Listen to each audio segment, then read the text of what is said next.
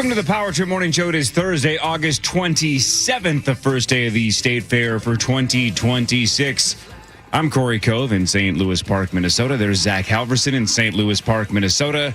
The room will get packed later. I believe Tommy on his way in, Fargo Flash, Ben Lieber, and more. It's going to be packed, but live from Las Vegas, Chris Hockey and Meat Sauce Paul Lambert. What you are hearing is a minor miracle. It's a right Christmas now. miracle. I can't even believe it right now, Corey. I can't even believe it. So what happened? So when we get, there's a giant case that you use to transport the equipment, right? So we have this Comrex that you'll be able to see in a couple of moments once we get on the StreamYard if you're watching on KFAN.com. So this tiny little Comrex is how we are able to broadcast from anywhere in the world. It's a modern miracle that we're able to do this period ever from anywhere. So I open up the case, and the screen is dangling off the Comrex. And Saucy can back me up. It looks like it went through the Home Alone house. Yeah, right. So I'm like, oh my, and it's in this case that, it should be fine, right? I mean, it's a hard case, but so they must have been playing football with it on the plane or something. I have no idea. So I start reassembling the son of a bitch as we're standing here in the Circa thing, and Sauce is trying to turn it on. I'm trying to turn it on. The screen will not come on. Even as I stand here talking to you right now, it's not on. The screen's not on. And the power won't come on it either. So Sauce runs back up to his room because he's going to just do it from his computer. And Zach and Jared on your end are doing miracles. I don't know what you did, Zach, to get this thing. I have no clue what you guys did. So I jam my key on the power button as hard as I can, and the power lights up. I can't believe it. So there's no screen, so I have no idea whether or not we're working. So I can't dial out. Well, Jared and Zach find a way to dial in. I'm telling you, it is a miracle. I can't believe this is working right now. It's unbelievable because we got here and the line we needed is down by the Sports Gambling Hall of Fame, which Hawk and I are about to be in after yesterday. And there's no, the guy, it was super helpful, and I'm like, our machine just won't work. Yeah, right. So, yeah, here we are. Hawk and Zach and Jared are magic men and got it up and running, but we are literally flying blind with this thing. Even Zach's like, make sure both mics work. So, yeah, we're standing at the base of the Circa Sportsbook, and it's a beautiful place. So Hawk's working his ass off, Zach's working his ass off, Jared's working his ass off. 4 minutes ago, Sauce tweeted, "I could really go for a dome dog right now." Yeah, brilliant. I brought coffee. I supervised. I tried to help. It looked like there was no help. There was nothing we could do. But God bless Hawk, Jared, and Zacho, the three wise men. All I did was basically at one point I was doing the old slam it up and down until it works thing, and so far so good. I don't know. Okay, I'm on the StreamYard right now, and I can see Saucy. There we are. That's me. Come over to Saucy. Come closer to me. Come closer to me. You don't want the volume on here, right? There's a volume knob. There we go. I got you. There you go. Got it. Cool. All right, cool. Right. Come here, buddy. Hi. Hi. Hi, Corey. Hi, Corliss. Look at you. You look the same as you do every day. Shocking. You look crabby. Are you okay? Oh, great mood. Well, you look great. Thanks, man. I'm going to tell you right now, I feel like baby Jesus jumped on the phone with us and helped us. I have no idea how this is working right now. Corey, you'll be shocked. All Hawk kept saying is, how on earth am I going to get on the air and talk about Jonathan Kuminga if this isn't going to work? I can't. That's all he kept saying. I don't know what I'm going to say. I mean, Kuminga State Fair, this is one of Chris's favorite days of all time. Yeah, this is big. Just a quick question for a listener in the audience who's sitting right over there at the Circa Sportsbook. Who are you talking about? Who's Jonathan Kuminga? Oh, no, he's a guy he's going to play for the Wolves. He signed with the Wolves yesterday. Oh, yeah. Well, no, that Jonathan Kuminga. Yeah. Oh, okay. Now I know who you're talking about. Got it. Okay, more importantly, we'll get to Kuminga later because Chris...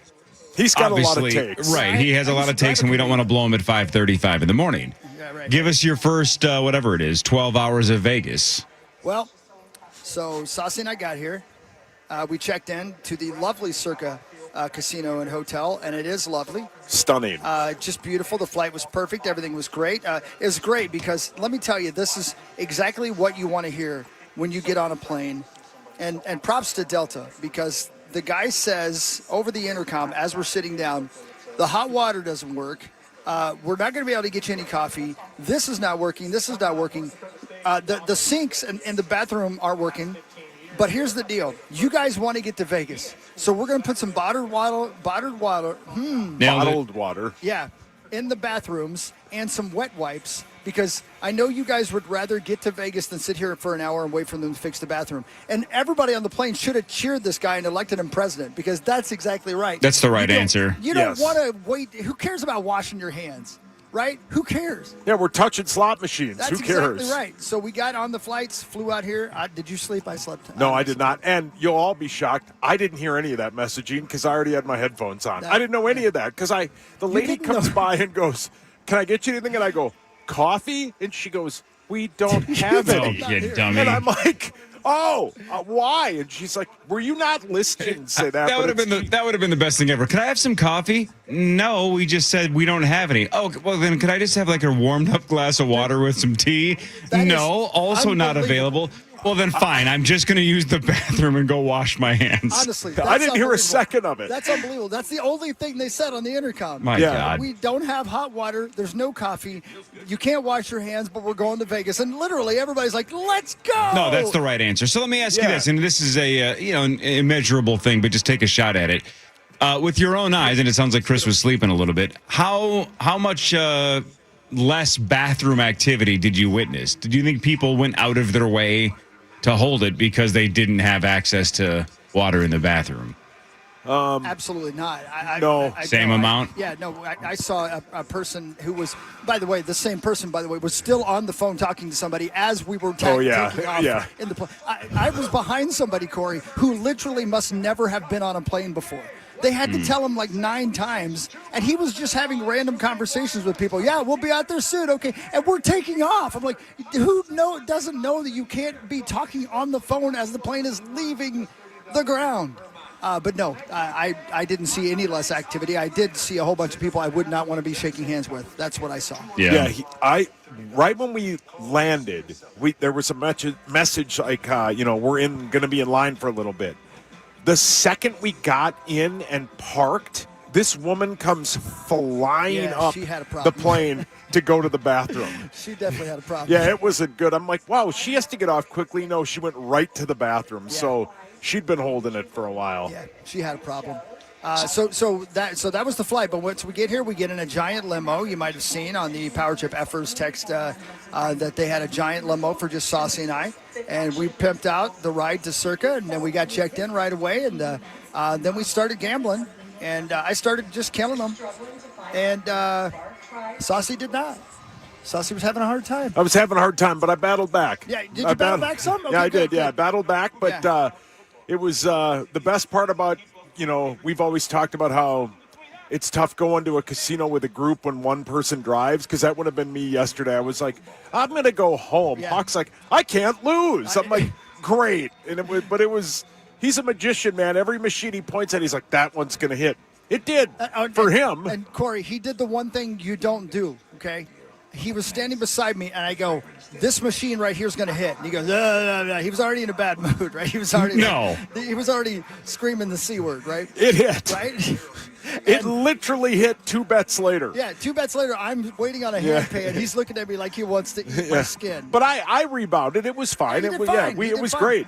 Then we walked down to the D, which was super great. That place was awesome. Great place. Got a little greasy, though, for Hogs Daddy. He literally pulled a hockey on me in the high limit room, and the high limit room is about as big as Zach's studio. I turned around and go, hey, Hawk. Yeah. I don't know where. I couldn't find him, and then he didn't respond for an hour. Mojo, yeah. You know what I mean? He left me, The dark cloud hanging over his head was too big for me. I had to get out from under it. But it was great, man. Yeah. It's been fun. So we're here, and we're the first radio people in the city of Las Vegas because everybody else is coming. And by the way, Ben Mahler is going to join us tomorrow morning. Sweet. He's going to take tomorrow off his radio show, but he's going to get up anyway and come join us tomorrow morning here at Circa. So we'll be able to have him on. He's just the best guy ever. But the rest of the radio jerks are going to be in today, and they will be in a giant warehouse-like room with about 20 different radio shows from around America celebrating the start of fantasy football season here at the lovely Circa Resort and Casino. And there's so much money up for grabs, and we'll tell you all that later, but it's huge, man. It's just huge. So you feel like you guys went out there for a purpose, right? And that was to scout Las Vegas for the Power Trip Morning Show and our listeners, because we hadn't seen it up close in a while. But you now have construction updates. You have a lay of the land when it comes to downtown and Fremont Street and the D and Circa. So do you guys feel like this is a good idea going back in November or not? I think it'd be good. It looks like, give us another day. Yeah. But everything I've seen right now seems to be a thumbs up, and I think it's going to be ready for us. They're preparing a lot of the casino for the Power Trip listeners to get them ready here. And, if I had known we were going to be scouting the D, we would have brought Zach with us. Great spot. Yeah. Send me the tape. I'm going to send you the tape. Yeah. I'll show you some things. I have some thoughts on it. Don't get me wrong. I've been considering the D, but I need an expert to talk about it. But Hawk got D-blocked there a few times by some of the machines. yeah, here's the thing. Sauce was keeping me from getting lucky with the D, so I got away from him yesterday. But, Corey, do you remember when we were at the Black Bear Casino and he went nuts and was screaming the C word? Yeah, he called it a sea palace. Okay, right. That was him yesterday. And it was funny because I kid you not, we'd been gambling for maybe 20 minutes and he was ready to quit. If that. Yeah, maybe 20 minutes. And Yeah. by the way, we had just gotten to Vegas and we've been in Vegas for 20 minutes and he's ready to go back home. Yeah. And I hope you don't mind me saying this. No. So you know what I had to do, right, Corey? You know what I had to do? Give him money? I had to loan him money. Well, I didn't want to go. I have did. money. You I didn't want to go back up to the room, and Hawk basically was like, "Here, leave." So I wandered away.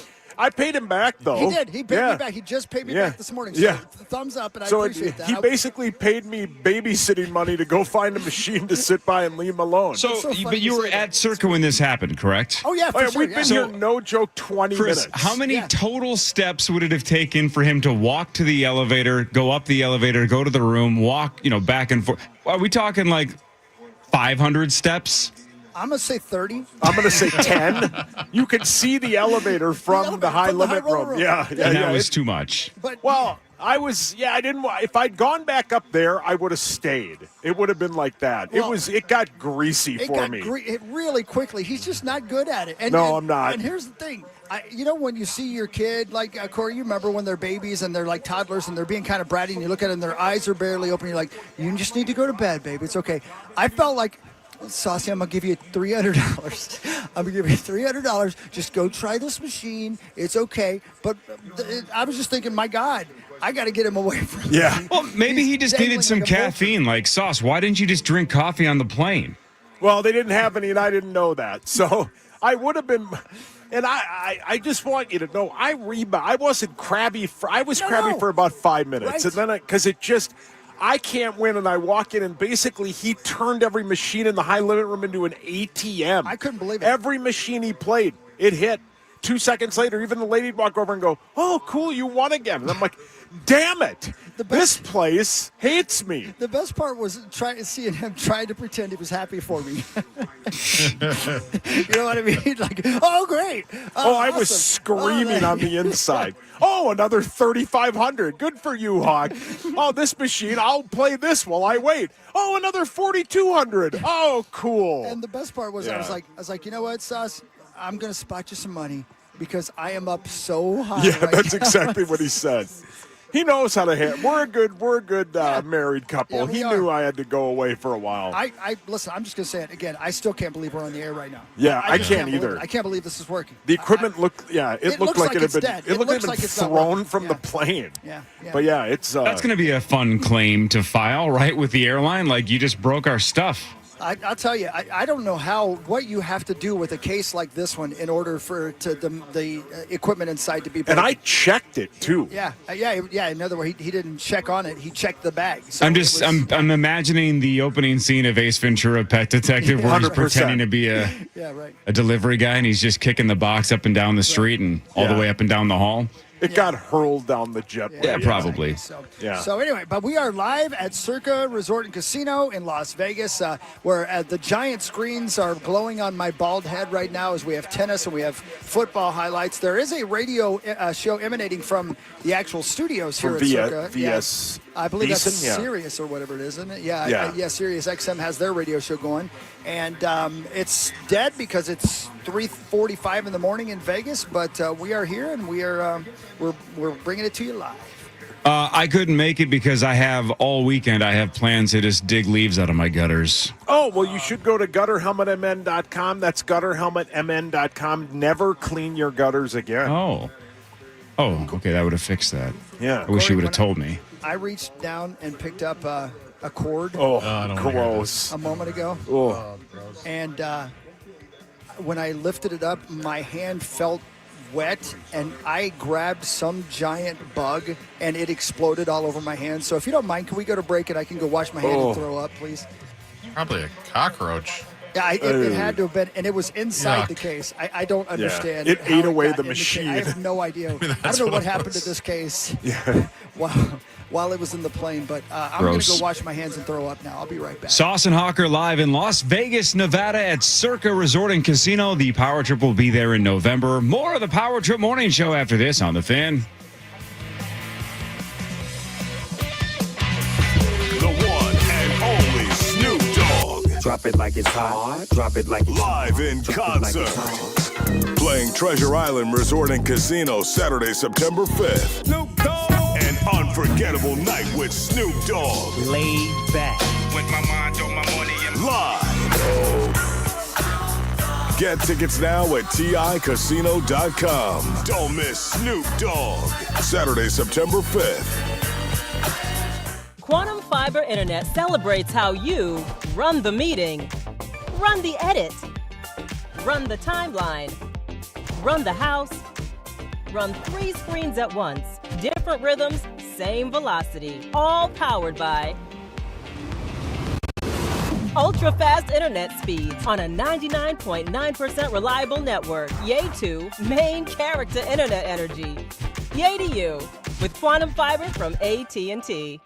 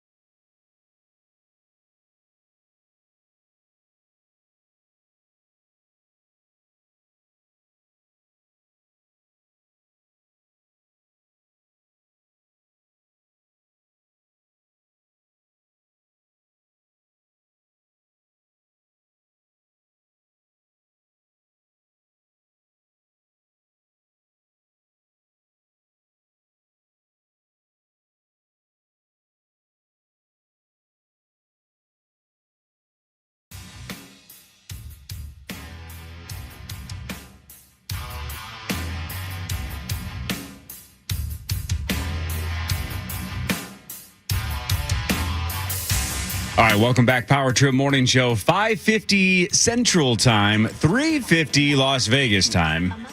Good morning, guys. Good morning, Corey Cove. Are Hi. you guys both completely devastated that you're in Las Vegas and not at the Minnesota State Fair? You know, the only thing that's keeping me sane right now is knowing that it goes forever, and we have plenty of time for it. But yes, it hurts my soul to know that I don't get to sit in traffic today all day long. It's what I love. It's one of my. Yes. You turned your sound off. Hey, I did it. There you go. Saucy's on too now. So if you want to see what we look like, that's an interesting view. I'm on top of you. You have my head on KFAN.com/watch. Anyway, there's plenty left. We'll be fine. We'll get back there and go to the fair, and it's going to be awesome. And I know you can't wait for it. I know that Saucy can't wait for it. And there are people like our friend Jill, her and her family, every year. They go every year. First day, and they stand in line, and they're there when the gate opens, and they go in. A lot of families have that as a tradition, so I don't blame you guys. I know everybody loves it. That's cool. It just ain't my deal. Yeah, have you seen the KFAN merch? Did you see the Grand Theft Auto-esque? I don't know if we can legally say that. It looks like Grand Theft Auto, but it's the entire fan staff.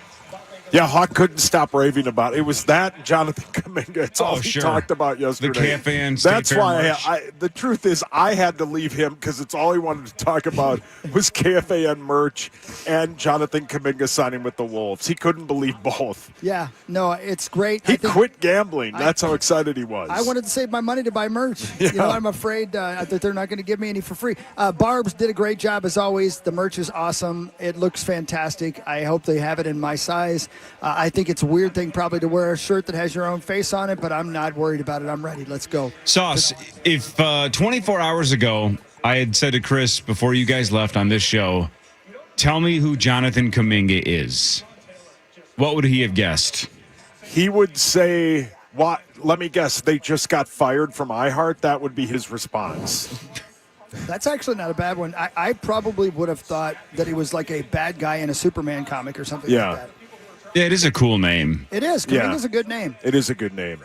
Yeah. I don't know, though, anything about him. And, there are a lot of listeners out there like myself who are giant Wolves fans, but maybe don't follow other teams, because I only care about the guys on my squad. All 5 of them? That guy signed with the Wolves, though. I know, but I'm saying I knew the guys on our squad. There's 5 at one time. Yeah, he knew Trey Lyles. He didn't know of course. Jonathan Kuminga. Yeah, But Trey now he Lyles is does. the guy that goes, "These waves are mine." Exactly. Right? Yeah. And he actually played on the Dream Team with Michael Jordan. He did. Yeah, you're right. Trey Lyles. Sauce, your thoughts? I mean, I didn't know that he was only like 23 years old, 23, 24. I didn't know he was drafted in 2021. What I read yesterday is it basically that he said no to a large contract from the Atlanta Hawks, and that's why he was a free agent. And No, the Hawks declined it. Oh, the Hawks declined it. Okay. It was like a $23 million option, and the Hawks were like, no, thank you. Yeah. So he was a free agent because of that. I think he'll play power forward for this team. I think I heard yesterday Johnny Athletics saying he's like 6'7", but they needed a body. They needed a warm body at that position. Now you have the flexibility of either playing him at the small forward or power forward, and then Jaden McDaniels at either. I like it, man. Everybody that follows basketball that I follow on the social media is excited for it. $6 million a year. That's a great move, man. They needed a warm body, and everybody thought he was going to go to L.A. I think on my favorite website, Kelshi, yesterday, I think he was like an 80% chance to go to L.A., and here he is, man. It's going to be exciting. They got to make another move to get this contract, and I think the Josh Green character will be shipped off, but they got to stay under that second apron. But it's a great move for a month out of training camp. Go ahead, Chris. Yep. I have a question for you, Corey. Yep. I'm looking at theathletic.com, the email that they send every morning, their newsletter. Are you sure this happened? Because it's not even in their headline. There's no mention of it on the Athletics headlines anywhere that we signed anybody. Is it not that big a deal? Brazzers.com. It's a big deal for the Wolves, not a big deal nationally. Oh, okay. No. All right, cool. The only reason it's a big deal nationally is because he chose us, quote unquote, over the Lakers. That's the only reason it's a big deal. And nationally. this is a classic. He's betting on himself. This is a little bit like, not like Kyler, because Kyler is still getting like $30+ million from the Cardinals.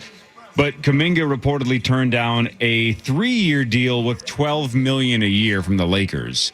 This deal is essentially a 1-year deal because it's a second-year player option, so he can get out after 1 year. So if he thinks he's ready to roll, he can play here 1 year, prove that he's ready to make a big jump, and then sign somewhere else next year.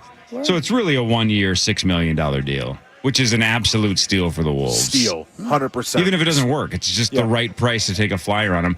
And by the way, Sauce, maybe you looked this up yesterday. Full circle moment, Tommy Olson for the Minnesota Timberwolves. gang. Good morning, Tommy. Tommy! Full circle moment for the Timberwolves because this was a part of the Andrew Wiggins deal. The Kuminga pick, the 7th overall pick in 2021, was part of the deal that went the other way. So it was like if Kuminga ends up being a monster, then the Wolves look even worse. Well, full circle, he's now a Timberwolf. So now it doesn't really matter if you cared. Is he good? He was. Do you remember the playoffs? Not this year, but the year before when the Warriors played the Wolves. That was arguably his best stretch ever. That was him. He was killing the Timberwolves in that series. He was like the only Warrior that was giving us problems. Okay. Yeah, I think I do. That was basically the peak of his career so far. Was But he's got against potential. us. Tons of potential, and he's 23. God. Yeah, and he fits perfect. Yeah, why not? It's going to be great. Yeah, you're pumped. It's great. Yeah, why not? Well, it's a brand new 5. I think it's going to be fun. Tommy? I mean, yeah. Hey, you guys, how's the dude sitch out there? Pretty good? Oh, dude. Yeah, right now, you can imagine it's 3:56 in the sports book here in Vegas. Sure. The dudes that are in here right now. Oh, yeah. Are top-notch. Full of hot dudes. Been there, brother. Been there. Hey, so when you guys are riding, you're driving along. You guys land in the airport. Yeah. You guys get into the limo. Yeah. You guys get a little handsy on the way or no? Just he and I? Sure. No. Sure you did. Just What? make something up. Hey, No. Saucy. Yeah, Daddy. So you're struggling at the old at the casino right now, huh? Not good. Slots aren't going your way. I turned it around. The Wizard of Oz, the Wicked Witch, treated me pretty good yesterday. Good. I turned it around. Yeah. Yeah. I don't owe my daddy any more money. Yeah, man, I feel good for him that he was able to actually pay me back this morning. It was good because I was afraid he might kill me in my sleep because I loaned him so much money yesterday that he was never going to be able to pay me back, and I thought he might just take me out for my own good. Yeah, the Wicked Witch machine paid. That's Yeah. awesome, man. Yeah. Good. Yeah, I'm telling you, Tommy, you've seen that look on his face. We had to separate. No, We had to that's separate. why. Yeah. We've been there.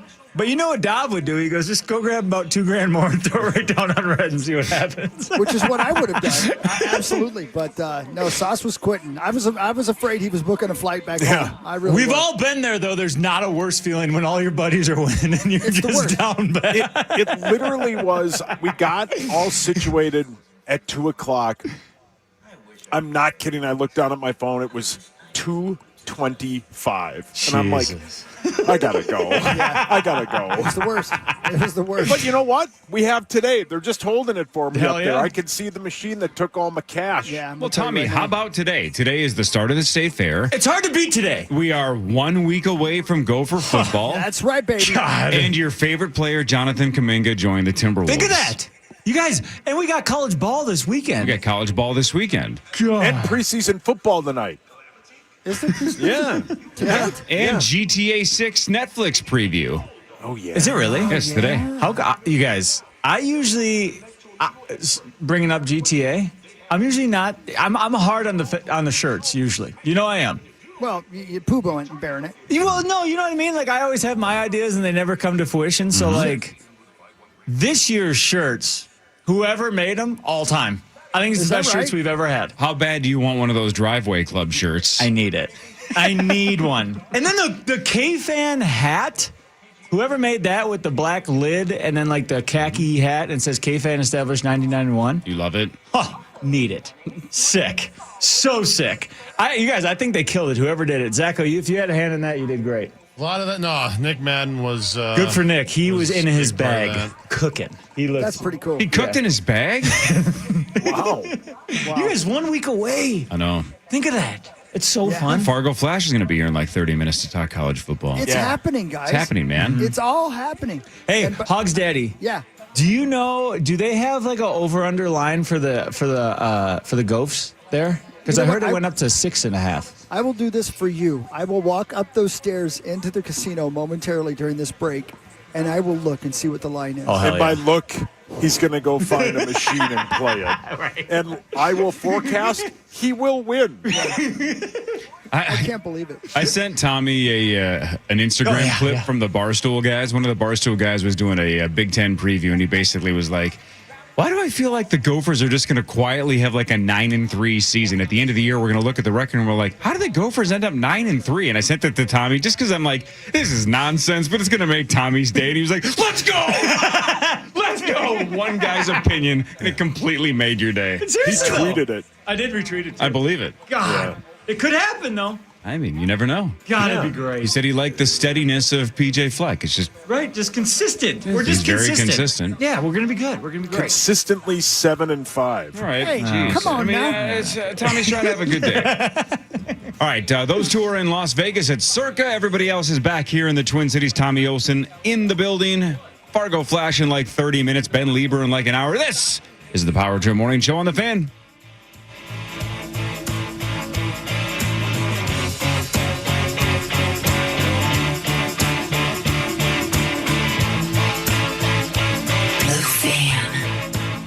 From the 1-800-ASK-GARY Traffic Center. This report is sponsored by Farm Bureau Financial Services. You are the home office hero. You keep the stream dream alive. With Quantum Fiber Internet, you get ultra-fast speeds on a 99.9% reliable network so that you can do you. Keep your casa connected with Quantum Fiber Internet from AT&T.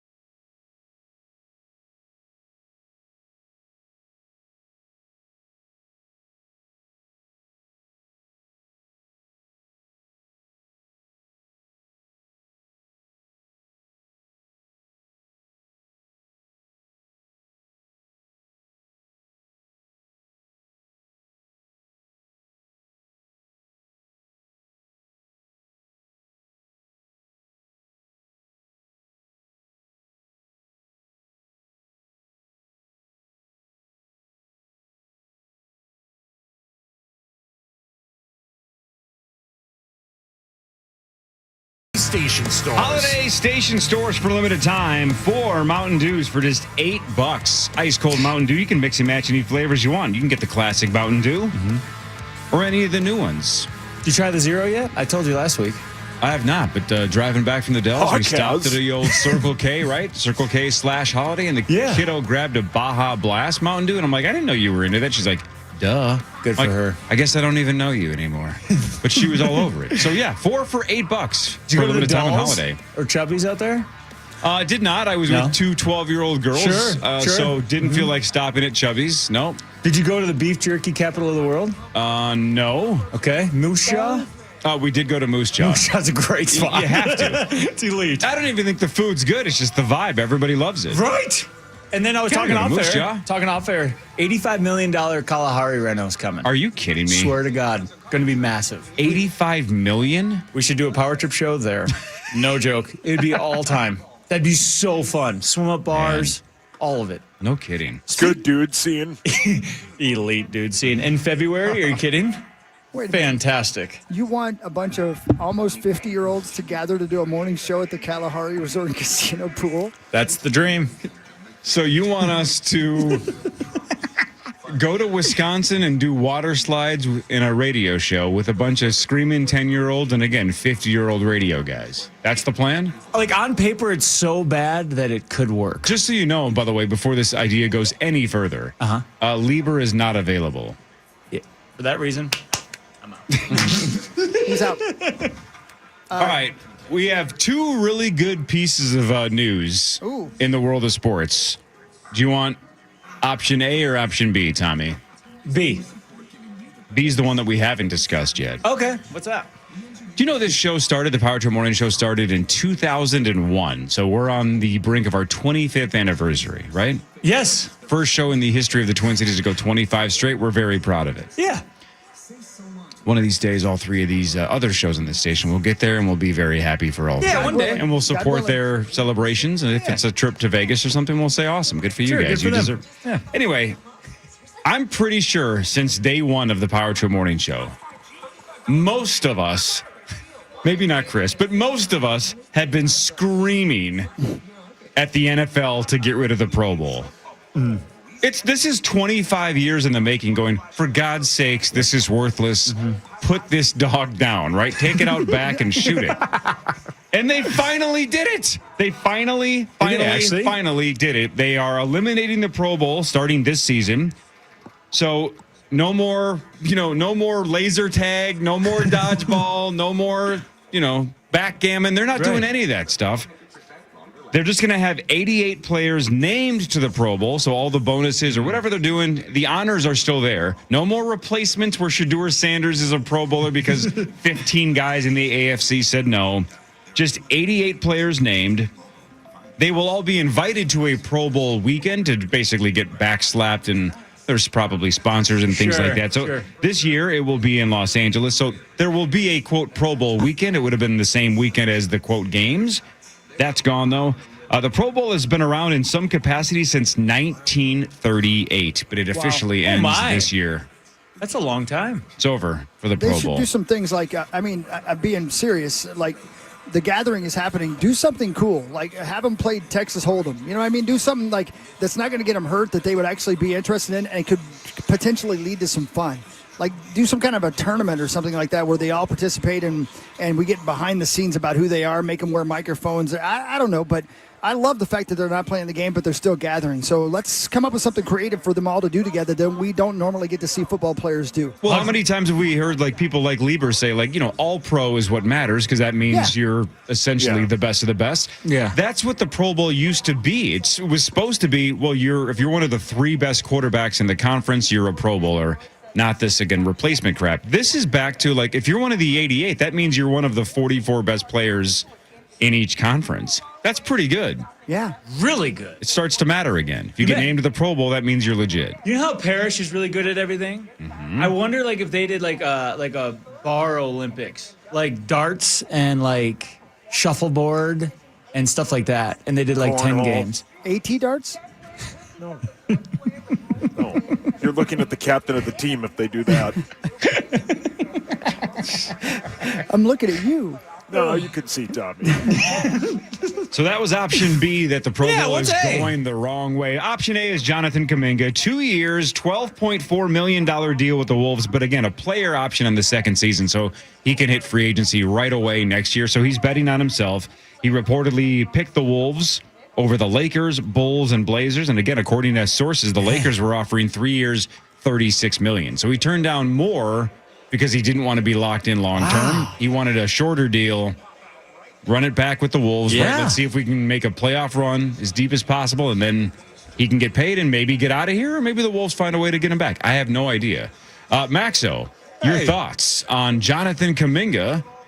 And obviously, now we have some depth, right? Like, I thought there were some paths where Ayo Dosunmu was going to be a starter, and I'm not anti-Ayo. I love Ayo, but Kuminga slides right into that 4 spot. Your thoughts? It's going to be awesome, man. I mean, they fill their biggest need. He was the number 1 guy, I think, on most people's boards to fill that need. And like you said, a couple of years ago, we saw it live right here in Minneapolis. He was killing the us. Wolves. He was the best player on the Warriors in that series because Steph Curry was injured, obviously. But, I mean, this is a guy that can go out there and get his own bucket. Now you pair him with LaMelo Ball, with Anthony Edwards, who Anthony Edwards, Johnny Krasinski was saying was a huge part of the recruiting process, and the guaranteed starting spot, significant minutes here is something that obviously appealed to Jonathan Kuminga. But, I mean, man, he's a slasher. He's got a nice little jump shot. He significantly improves the Wolves' rebounding, which was at times towards the end of the year a huge problem for the Wolves last year. And just the spacing is going to be really hard for defenses to try to figure out, man. We just got four out of our 5 players are bucket getters now, as opposed to last year where sometimes it felt like only Anthony Edwards is the one out there that's going to go get a bucket. Dante, too, at times, but he was a little streaky throughout most of the year. But, man, I just think that he's going to really help the tempo of this team. I would imagine that's going to be a huge talking point because they got ran out of the gym by the Spurs, literally, in the playoffs last year. So I would imagine they're going to try to pick up the tempo with a true point guard like LaMelo, and Jonathan Kuminga fits perfectly into that. He's a really good slasher. He can get to the rim, and him, Anthony Edwards, and LaMelo attacking the rim, it's going to be a nightmare for defense. Okay, now I feel bad that I asked you first because I think you literally just stole all of Chris's takes. I was just reading it off of his cheat sheet that he sent me. Well, we were talking last night right before we went to bed about this on the phone, Max and I. Yeah, we were FaceTiming. Yeah, so we do share a lot of the same kept using the puppy dog filter with the tongue. I don't know why, but we were FaceTiming, yeah. I couldn't get it to go off either, so it's the weirdest thing. I called my mom and dad. It was the same thing. I can't get, so you have to help me turn that off. But, I'm just standing here looking at the betting results now for the Wolves, and it looks like they're the favorite to win the whole thing. So congratulations. That's college football. Never mind. I don't know what I'm reading. But it is exciting. I'm excited for you guys, though. This is cool. Like, it looks like we put together a true contender. Am I right? Is that right? I mean, we have a contender now, right? Yeah, man. Hell yeah. It's a different look, right? Because we have LaMelo Ball and Jonathan Kuminga in the starting lineup. So, 40% of our starting 5 is going to be new, but on paper, it looks pretty good. It's got to work, though. Yeah. Hey, Kuminga didn't get to go to France. He should have signed earlier. Kuminga. Careful. Kuminga. Hey, Corey, I have in my filthy hands, I don't think you can see the StreamYard, but at KFAN.com/watch, people can. Mm-hmm. I'm holding in my hand the Circa Sports College Football Futures. Oh, hell yeah. And don't get too excited. Sorry. No, don't get too excited. Okay. But the breakdown is pretty incredible. The amount of things you can bet on when it comes to college, well, anything, but college football in particular. But it has even the odds for like who's going to win the Heisman Trophy.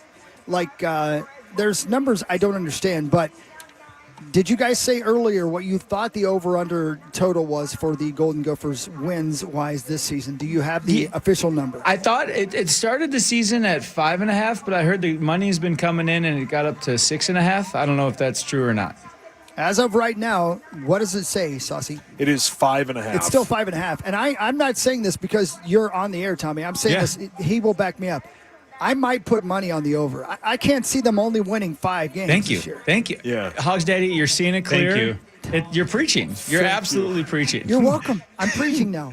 I'll Venmo you to just to double down, just to have some fun. It'd be great. Do that Venmo sauce. You don't want me holding your money.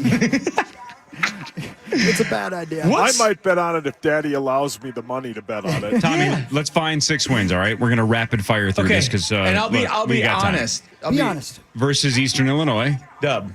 versus Mississippi State. Dub. Akron. Dub. At number 17, Washington. Dub. Hosting number 16, Michigan. Easy dub. At Purdue. Backups and dub. Hosting number 22, Iowa. No brainer. Get the pig dub. At number 6, defending national champs, Indiana. Drake, that's his Heisman performance dub. Hosting UCLA.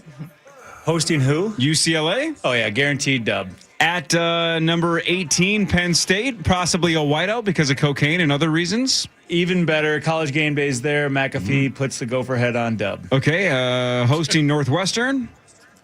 That's literally rest of starters dub. Okay, November 21st, hosting Northwestern. Yeah, playing the nerds. That's senior day. Call it an absolute dub. And at Wisconsin to wrap up the year. At Wisconsin, we're chopping that bad boy down. 12 okay, so I wasn't counting. Did you? It was all 12? It was all 12? I'm so glad you stayed real with us. Yeah, thank you. Yeah. Thanks for just copying the Fargo Flash's paper. Yeah, way to be, we're trying to find actual 6 wins to bet on it, but you found 12. Including all of the road games against all of the ranked teams. Yeah, okay. It's realistically, Mississippi State's going to be tough. At Washington's going to be really hard. Home versus Michigan's going to be a toughie. Well, can't we just say if you're going to hit 6, you have to win the first 3. You have to. Eastern Illinois, 43.5 point dogs. You have to beat game. Mississippi State. You have to beat Akron. If you're not 3-0 before that, getting the rest of them is going to be tough. Getting 3 out of, sure, we've kind of owned Wisconsin lately, even though this one's at Wisconsin. I don't know if they're going to be better or not. Corey, there's 3 or 4 games in the middle where you can win them, but you got to get all 3 of the first 3. If you break this section or the schedule like into thirds, right? Mm-hmm. I'll do that for you right now. Go for football schedule. Please. The first 5 games, let's call it, right? We got to go 3 and 5. I don't care how we do it. 3 and 2. 3 and 2. Yeah, sorry. Yep. 3 and 2. So, like, if we lose to Mississippi State because their quarterback goes off, we have to steal one versus, Washington. Should. Oh, so that's kind of like how you looked over where I normally sit. I literally just did. You are looking at him like he's right there. That's the greatest ever. I saw the same thing. Yeah. Looking at his empty chair. He's in Las Vegas, Tommy. No, that's crazy. Legit, all like Feinbaum and Pollock and all the SEC guys, they're saying that he's like the sleeper of the SEC, that quarterback. Wow. So that could be very scary. And then all their big boards, do you know how we have Gopher 24/7, all those online sites? Their websites are saying why are we so scared about the Gophers? I don't know. So there's some stuff. Well, maybe they don't know about Drake. That's what I'm saying. Yeah. That's what I'm saying. Preach. I tell you, who doesn't know about Drake is the Circus Sports Casino. Do you know what they have him in the Heisman Trophy winner odds? 100 to 1. Plus 30,000. Whatever that means. Is that 300 to 1? Is that 3,000 to 1? Plus 30,000? That's what it says. Plus 30,000. I'm looking. I don't know what it means. Plus 30,000. Yeah, he is correct. It's 300 to 1. 300 to 1. 300 to 1. There you go. Your number 1 overall pick for that is plus 725, and that's C.J. Carr, quarterback Notre Dame. Sure. That's the Arch favorite? Manning, number 2. I take Arch. I think Arch is going to do it. Number 3. Dante Moore, love his soups and stews. Yeah. He's quarterback in Oregon. He's number 4. And then Julian, and they call him Just, Sayin, the quarterback of Ohio State, and then Jeremiah Smith, who was a Bullfrog, the wide receiver out of Ohio State as well. So, but yeah, C.J. Carr number 1 right now. Hogs Daddy, so, let's say Eastern Illinois win, Mississippi State, let's say we lose, right? Okay. And then we have Akron win, at Washington loss, so then we're 2-2. And then Michigan's a massive game we win at home, right? So then we're 3-2. And then the next games are Purdue, Iowa, Indiana, UCLA. We'll get 2 out of those 4. Okay. Right? Okay. So now that we're puts us at how many now wins? we're at 5. Gotta have one Now we're more, at 5 baby. wins. Got to have one more. And then we have Penn State, Northwestern, Wisconsin. Oh, we got 2 more. That's what I'm saying. I truly think an over. Go bet it. I think an over 5.5 bet's a damn near lock. I'm going to go bet during this break on the over. I'm going to put $1,000 on the Gopher. God, that's hot. That's so good. That's so good. Please do it. Please. I'd be so happy. So wait, if Drake is 300 to 1 Yeah. to win the Heisman, what are the Gophers to win the national title? Because I would argue it's way more likely, way is probably the wrong way to say it, it's more likely that Drake wins the Heisman than the Gophers win the national title. I'd argue we're that looking- too. We're looking. I bet you, could I guess? I bet you they're 10,000 to 1. No, I my can tell guess you is my guess is it's close to 300 to 1. You think It's so? got to be 500 to 1, maybe? Maybe. He's looking for that. I've It's got two. they're plus. Hang on here. It's really small. It's very small, yeah. That's 10,000. No, it's more than that. Oh, it's 100,000. Yeah, they're plus 100,000. So what's that mean? 1,000 to 1?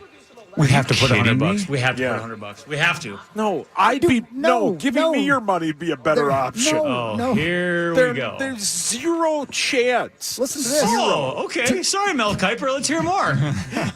To win the Big Ten championship, Oh, yeah. What's that? they are plus 20,000. I mean, that's a lock.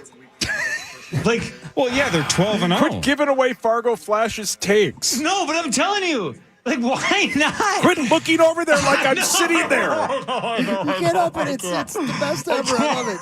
He's conditioned. See, they've got, let me tell you where they're at as far as, I'm going to read the teams they have in front of us to win the Big Ten championship. Okay. You ready? Yep.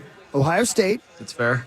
Indiana, Thanks for confirming. Fair. Fair, sure. Defending national champs, sure, fair. Do we have time to list all these? Okay. Yeah, Should we go to break and come back? We're already late for break. Just name them during the break. they have teams in the Sun Belt Championship Conference that are going to beat us in the Big Ten championship. Oh, jeez. I know.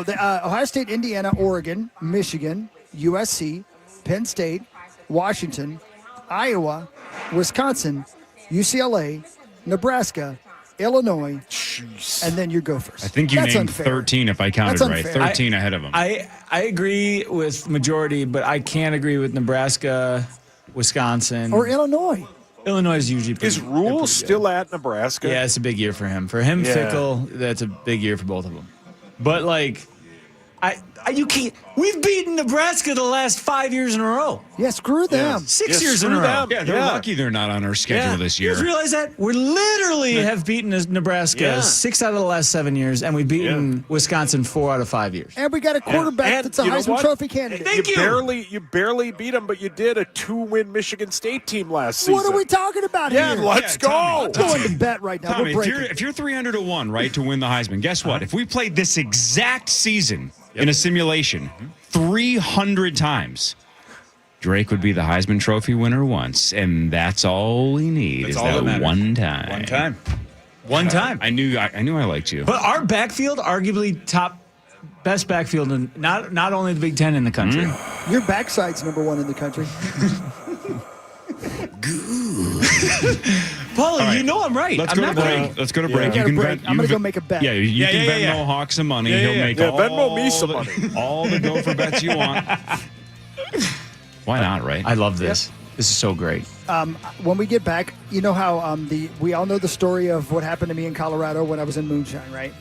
Sure. I've always wondered what happened to that lady, but I never thought about it. I wonder what happened to that police officer. I think I know.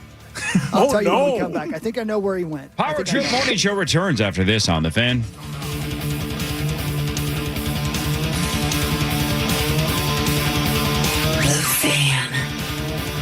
Our iHeartRadio Music Festival Presented by Capital One. is coming back to Los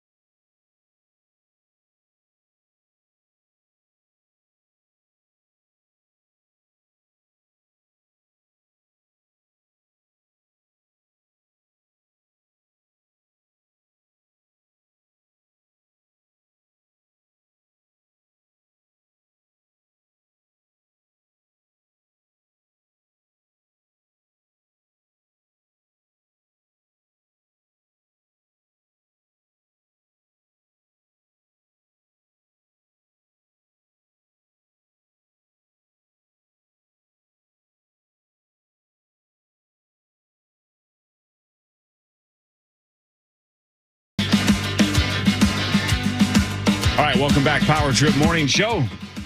Chris Hockey and Sauce in Las Vegas at Circa. Hey, now I can look over because you guys are on TV now. Oh, yeah, hi. Sure, there it is. Hi, Tomers. Hey, Tom, from right here, I can see the infamous spot where you sat with about $80 worth of Taco Bell from the night before. Sure. Man, God, this place is waiting on you, Tommy. It's just so happy there, isn't it? It's just such a good vibe. I mean, most of the time. Saucy, It's great. NFL Sunday, that's a top 3 place for you in the world, is it not? Elite. I said the other day, if I had 72 hours to live, 60 of them would be spent with my family and 12 of them would be spent here watching a full day of NFL football and gambling on He it. did say that. Yes, he did. You guys, is there anyone like ripping a dart right now still awake?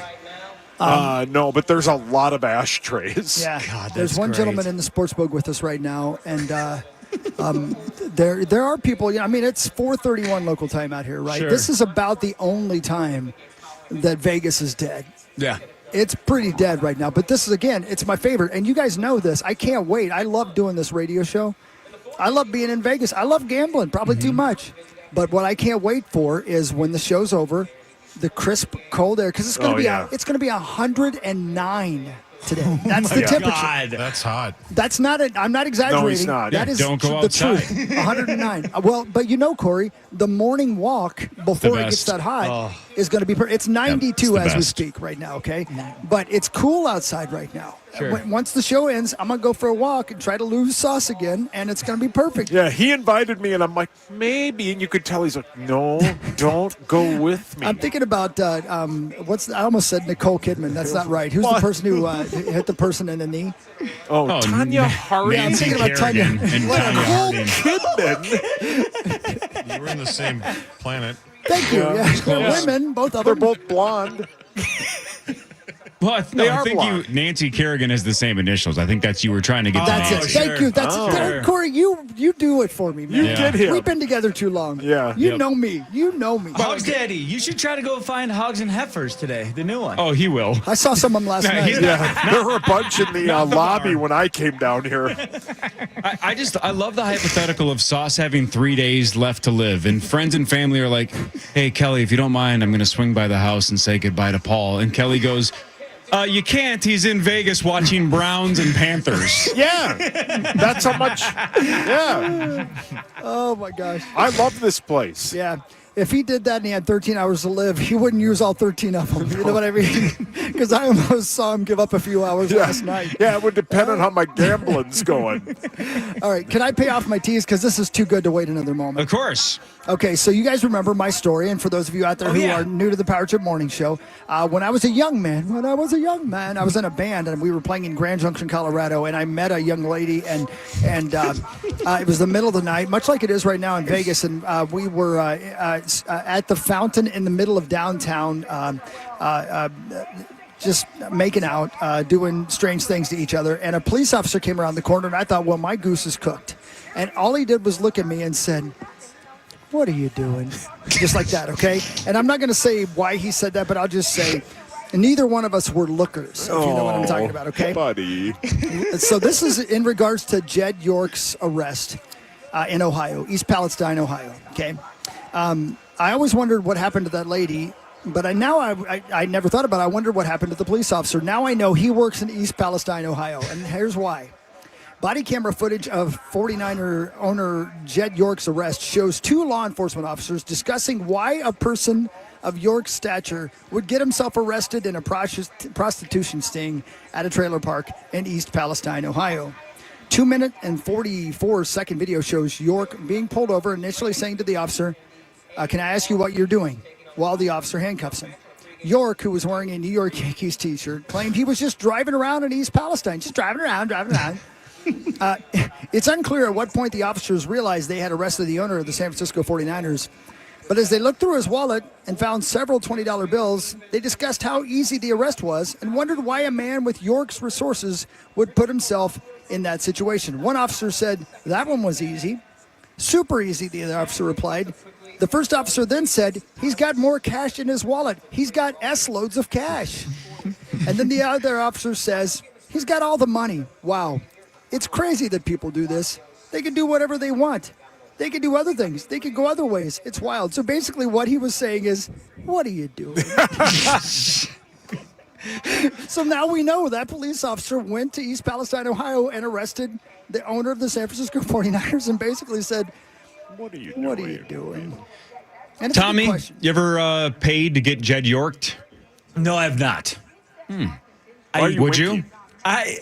Well, this guy, he's just and you said it best this week, Hog Daddy. Oh, thank you. Literally.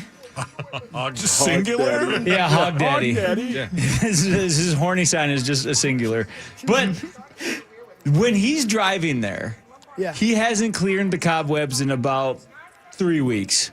He's not even breathing. He's so horny. No. He is rock hard driving. Yeah. Right. And think on cue, Ben walked in. Think of the realization of getting pulled over and your whole life's flashing in front of you. Like, oh my God. Yeah, but he doesn't care. He knows it's what's he like care? he I knows know, it's going to but- be embarrassing. But the but he- actual punishment's a slap on You the guys, wrist.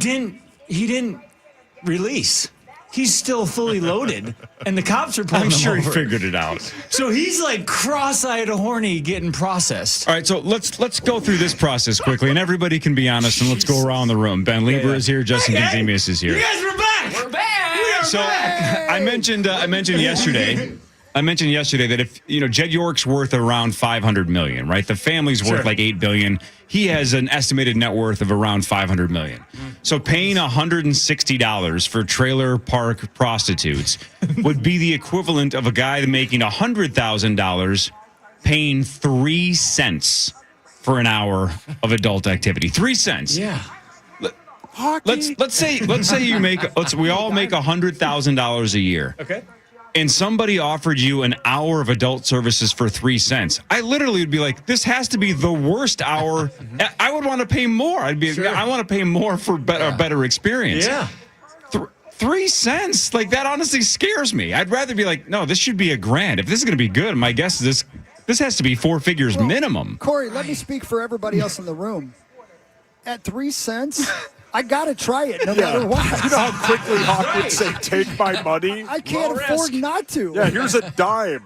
I'll go 3 times. It's like kinda seeing like what things we're on talking. sale that you don't need. You got to buy it. It's such good value. Like, why not? It's good value. Yeah, such good value. But it's like when you're going down the cereal aisle, the stuff at the bottom that's dirt cheap, you're like, well, that can't be good. Give me General Mills. I know, but sometimes like Marshmallow Maddies or whatever those are. Sometimes you want that was her name. That was the trailer park slut. Marshmallow Maddie. Oh, my God. I need to see that garbage pail kid at the side of the trailer You park. guys know what I'm saying, right? There's a number where you're like, that seems fair for a proper hour. This is 3 cents. He doesn't want a proper hour. Yeah, He wants at 3 cents. Malto meal. Yes, He's loaded, man. Yeah, you don't go to the grocery store and just give the free sample lady a tip, right? This is the ultimate example. This guy runs on Manny's steak every day. Yes. Sometimes you're craving a little McDonald's double cheeseburger, and this is exactly Correct. it. Yeah, but the thing is, White Castle. as Core lays it out, It's worse than at that. 3 cents. 3 cents is what is give. It's like it's brought to you. Like Jed York went out and he sought it out. Yeah. Like, Sure. Like he It was the adventure. drove. He drove to a trailer park. Yeah. Yeah. That's what got him. That's if I'm a guy and I'm worth that much money, and I really am jonesing for the sweet release, right? Then you're probably hitting up the high-end escorts, right? Like you're paying thousands of dollars to because you want some mayonnaise. Right. Most of the time he's dealing with, Sports Elite. Illustrated models, like top notch. Right. So I guess my argument is he's at fault because he went to the trailer park. If he's just like walking along, Right. and some girl's like, hey, for 3 cents, you're like, sure. Yeah. Exactly. I'll take a ride. Right. Don't you think it has to come out? This was not the first time. Oh, no way. Yeah, way. So I think it is. For people to come I think it is because I've watched To Catch a Predator. All of those guys say it is their first time. Every single one of them. And the last time. I think Tommy nailed it. I think, normally he buys Count Chocula, but this time he just wanted Marshmallow Maddies. Right. He wanted I think it. so. Dirty. He's so used to flying the jet out and it's super private, having him, show up at the penthouse suite. He walks in and they're already there. And let me say this. He Let me wanted dad to him. drive. Let me dad him for a moment. and you guys know this is true, and I don't mean to be gross, and I don't mean to be, but every guy listening right now knows what I'm talking about. If he had taken care of his business before he left the house, he would never have been in this situation.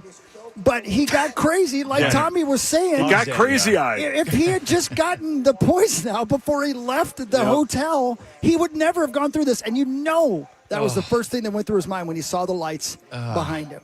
I should have taken care of my business. Yeah. Because we all know, we've all had that moment where we're like, thank God I didn't go to the trailer park. Yeah. Thank God that. You know what I mean? Because I thought about going to the trailer park. Why did I'm I glad just didn't. buy Frosted Flakes? Why did I go to the bottom shelf? But like, think about it. It's like in high school, you know, like, are we gonna sneak? It's part of sneaking out at night, and it's like you just start getting hornier, and just it's like nighttime, and you're just. Please don't grit your teeth when you're saying that. And you're like, God. or it's Ted Bundy. Or it's like bar, rabid raccoon. closed, the lights are coming on, you start looking around like, okay, My you guys God, were Tommy, stop. Hey, Ted Bundy, take a deep breath. Oh yeah, that's No, we all agree, but we're not going to say it on the radio. Yeah. Well, and we don't have to say it in the voice of Wolverine all of a sudden. My God. Brilliant. Oh, man. All right, we got a break, guys. There's a million people ready to talk college football on there, and I got all the numbers in front of me. And don't forget, by the way, real quick, Corey, we're at Circa Sports Casino here, and we're celebrating Circa Grandissimo, Circa Million, and, of course, Circa Survivor. Very excited about getting fantasy football season launched. Are you guys excited? It's football season, It is man. football season. Circa. Man. Let's get it on. By the way, people are mentioning that Marshmallow Matties is spelled Mateys, so it's got to be mateys. Oh yeah, It's a ship reference. So it's Marshmallow Mateys. Oh, Yeah. a little more into that one. Tommy'd be shipwrecked for 3 cents. It's not just Lyme disease you got, buddy. He's signing up to be a seaman. All right, more with the Fargo Flash. Ben Lieber and Tommy Olson here in St. Louis Park. And again, Chris and Sauce are in Las Vegas, Nevada in Circa. More of the Power Trip after this on The Fan.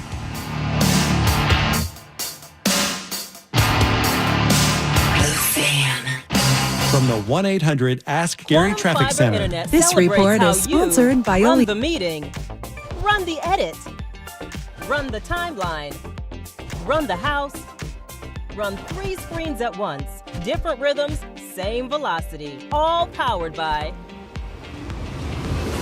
ultra-fast internet speeds on a 99.9% reliable network. Yay to main character internet energy.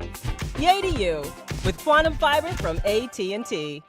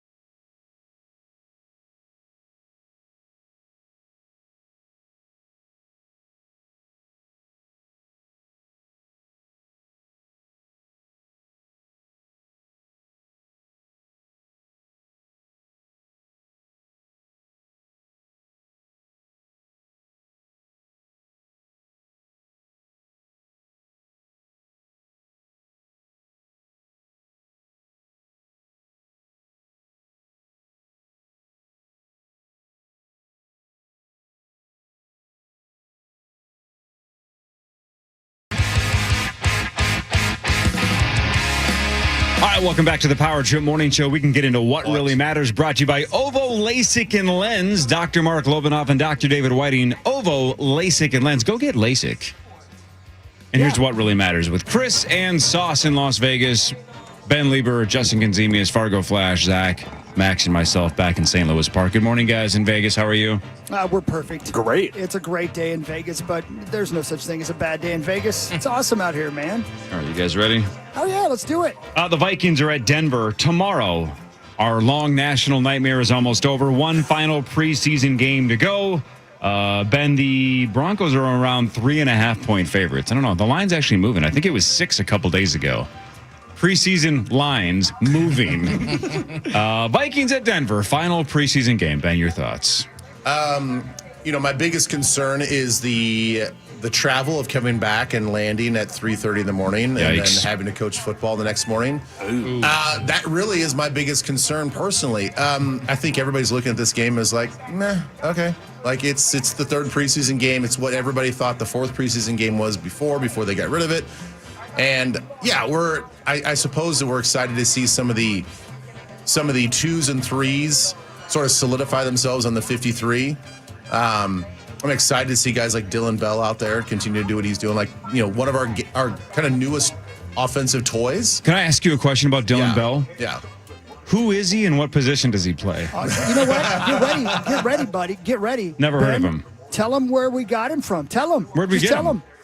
Georgia. Oh, Georgia. Yeah. No, I thought it was UFL. He didn't play in the UFL? No. Oh, never mind. Some bitch. I thought he did. I really did. No. Oh, okay. That's why I was like, wait, what's the bid? I'm sorry. He went to Georgia. Okay. He was kind of a gadget guy. He was a gadget guy in high school. Georgia used him as a gadget guy. I mean, he's a true wide receiver, but they kind of put him in that. What's the guy I'm thinking of for the Niners? Why am I Debo? Joe Montana? Debo. He's like a younger version of Debo Samuel. So I'm excited to see how we continue to use him. He's the only guy that's gotten jet sweeps this whole preseason. Oh, Tommy, you're on camera. So Dylan Bell, Tommy, I thought the name rang a bell. I believe he committed to PJ Fleck. What? Then he goes back to Georgia. He was number 86 at Georgia, and he was a big-time wide receiver, made huge plays for them. Really? He was committed here? He was either committed or he visited, and they thought they were going to land him. Wow. I remember the kid. And that was a big get for PJ. I know this story, Fargo. You're almost right. He almost came to the University of Minnesota, and then his family was going to have him committed. Oh, Jesus. Oh, Hogs. Hogs Daddy Ray when I was really I'm kidding. It's a joke. I do comedy. That's what I do. I do comedy. Yeah, it's funny. Tommy is not laughing. He's not laughing at all. Didn't care but he for did that. just show me his crotch on camera, so thank you, Tommy. Hey, is there a Defensive Player of the Year lines out there? So totally random for college football or no? I didn't see that, but we can look. We'll look at that. Okay, because Coy and Anthony Smith, they are both very high for the Big Ten. And I think Coy has a chance to win the whole Defensive Player of the Year for college football. Really, even after last year? That's what I'm saying. It's crazy the amount of hype. He's first team All-American right now. So much hype despite missing the most tackles of any player in the Big Ten last year. Yeah, I agree, and I think, and this is going to sound like I'm bitter that he's gone, but I think if you watch the tape, it's the truth. I think he was the third best defensive back on the team last year. Well, I don't even think I'm overstating it. Oh. Do we know how much money he got to go to Oregon? Rumor has it $2 million.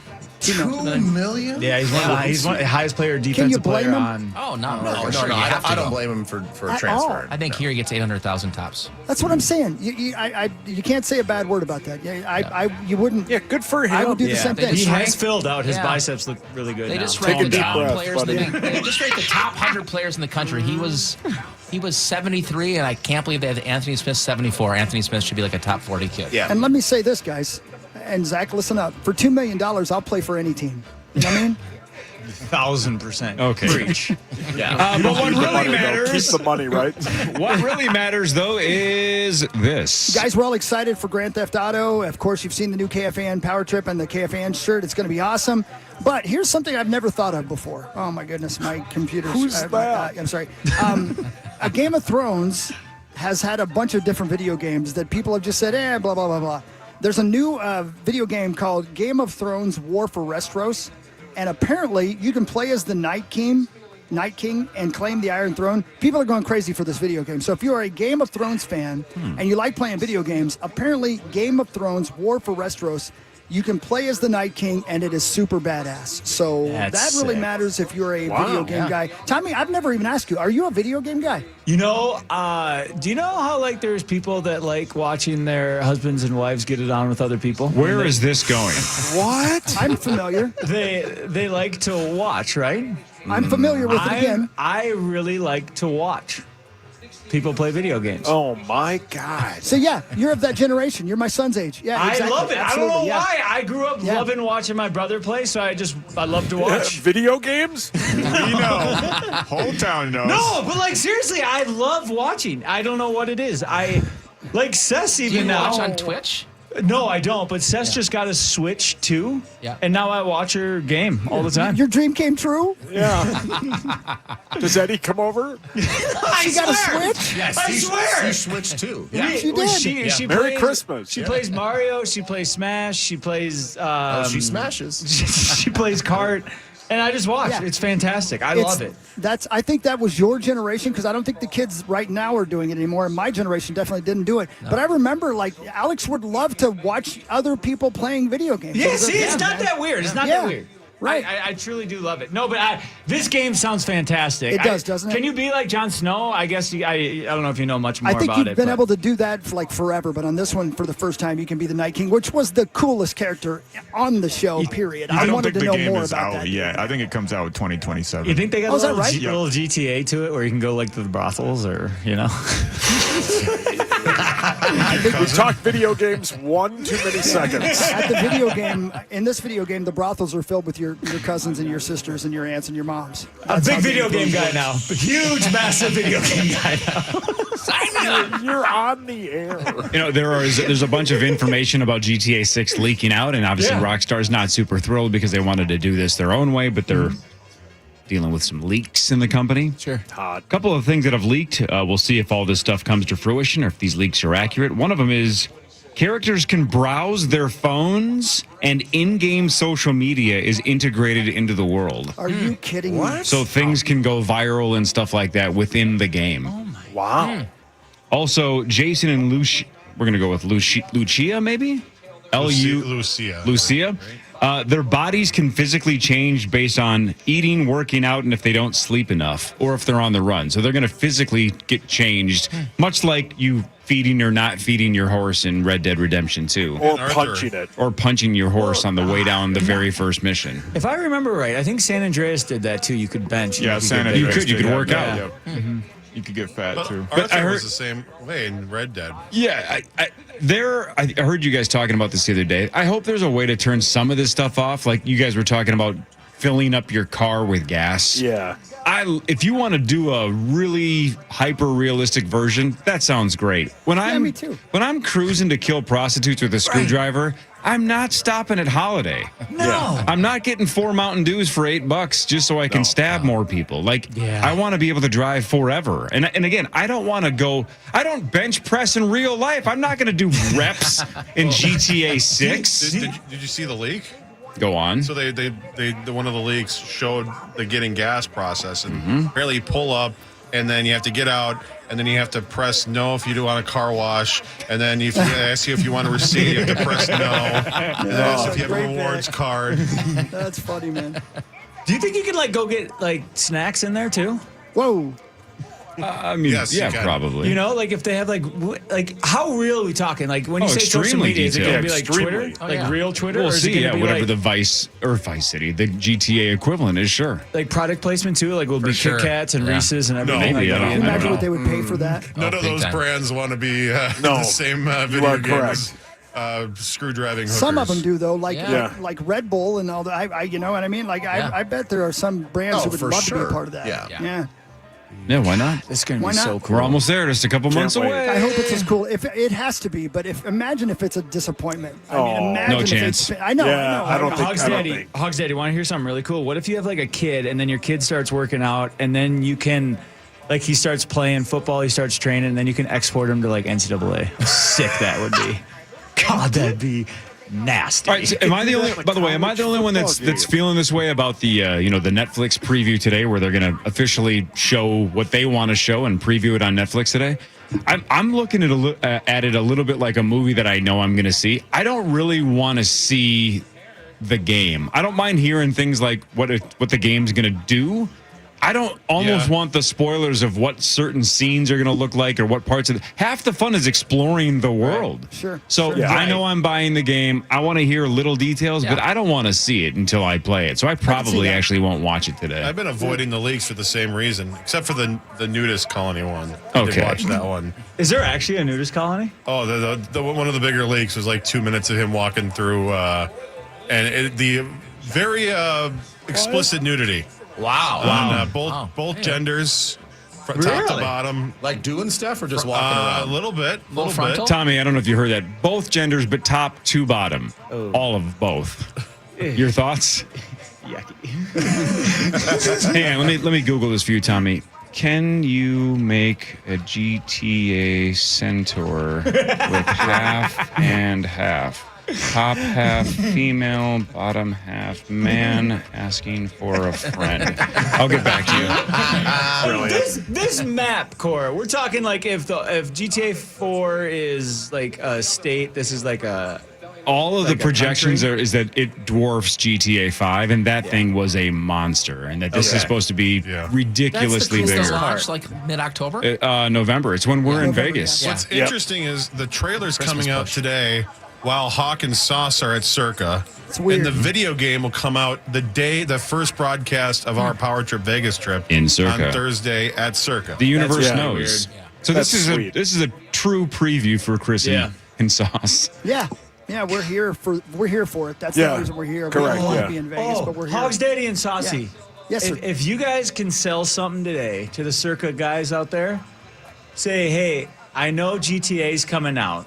Yeah. And Thursday's not the biggest sports day during the day at like 7 a.m. Sure. Would you mind if we took a little chunk of the sportsbook screens and we could play? Launch party. A launch party. That'd be I think it's a great nasty. idea. I will absolutely. I'll talk to Aaron about it this morning. And then we could live gamble on how long we could last and like how many stars we could get of the cops. Wait, what? Are we talking about the video game? No, like how long you can last, like when the cops are on you. Can you imagine? Sex. Can you imagine? No. Let's say you're a nice couple from Tulsa, Oklahoma, and you're like, I want to go see Circa, and you walk in, and there's Tommy at the nudist colony just banging dudes. Wow! My God! Jeez. Digitally. I guess he lost that bet. No, he won. That couple is like, oh dear. I don't know if Vegas is for me. All right, we'll come back. We'll talk Corey, actual real quick. football with these guys. Yes, sir. I do want to say this. I know we're going to talk college football when we come back. Corey, Saucy and I right here, we're going to stay right here, but the college football guys are in studio right there, so feel free to ignore us. We're just out here researching college football, Circa Million. We're ready for Circa Survivor. We got a million things going on. You can play from anywhere, circasports.com. But if you guys want to do this next segment without us while we're up in the casino area, just wander around inspecting, you let us know, okay? So what you're saying is you don't want to work for 20 minutes because you want to go gamble? What are you talking about? What are you talking about? We're researching. No, honestly, I don't know anything about college football, so you're going to have to stick around and lead this interview. Okay. Sorry, Diddy. More of the Power Trip Morning Show after this on The Fan. From the 1-800-ASK-GARY Traffic Center. This report is sponsored by Newgate School, turning cars into second chances. Crews have cleared an accident. Drop it like it's hot. Drop it like it's live in concert. Playing Treasure Island Resort and Casino Saturday, September 5th. Snoop Dogg. An unforgettable night with Snoop Dogg. Laid back. With my mind on my money and Live. Get tickets now at TICasino.com. Don't miss Snoop Dogg. Saturday, September 5th. You connect gadgets galore. You are the home office hero. You keep the stream dream alive. With Quantum Fiber Internet, you get ultra-fast speeds on a 99.9% reliable network so that you can do you. Keep your casa connected with Quantum Fiber Internet from AT&T.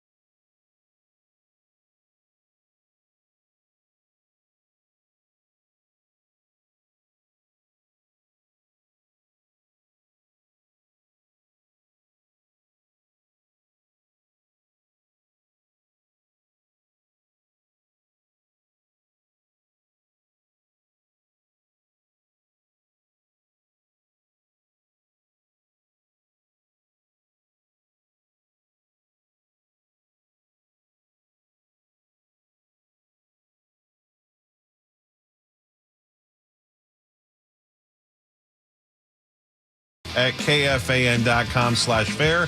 The Fan at the Fair is presented by Mesh, Besher, and Spence.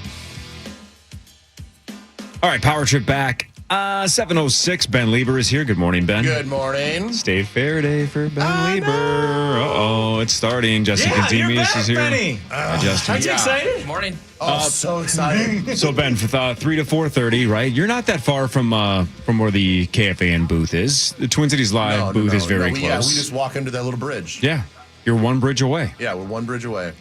What do you got at the fair today? Oh, yeah. Anything you can say or not? It's a good question. I haven't even looked at the show today.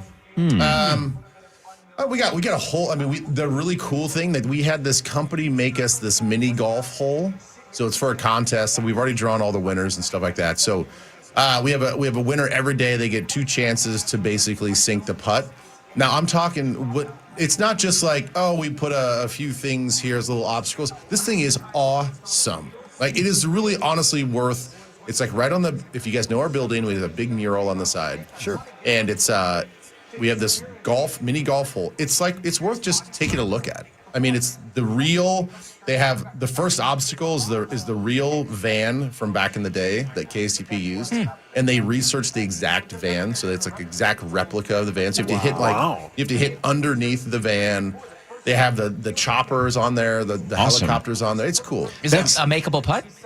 It is. Oh, it is makeable. See, that's one of my lottery dreams. If I ever won the lottery, I would definitely want my own 18-hole mini golf course at my house. Yeah. I've always wanted to design a 7 wonders of the world mini golf course with the pyramids and Mount Rushmore. And Tommy, you're looking at me like you think this is a good idea? I know someone that could help you. I'm not kidding. You're serious? I swear to God. I bet we know the same guy. Is his name Dean Profit? He's a carpenter. No, if he owns a company, I know the company. No, he mostly works overnights. It's oh God, Court. I got him! Yes! It made my day. How you kept a straight face through that. Oh, that's so good. You don't know that movie? No, I don't even know what you're talking That's about. Overboard. It's the movie I've never Overboard. seen Overboard, but I could just you tell would how convincing freaking you were. love Overboard. Would I? Oh, this is it's Kurt Russell shirtless. Yeah. Oh, so I'm busy tonight. Go with the girls. Seth, why don't you jump overboard? Oh my God.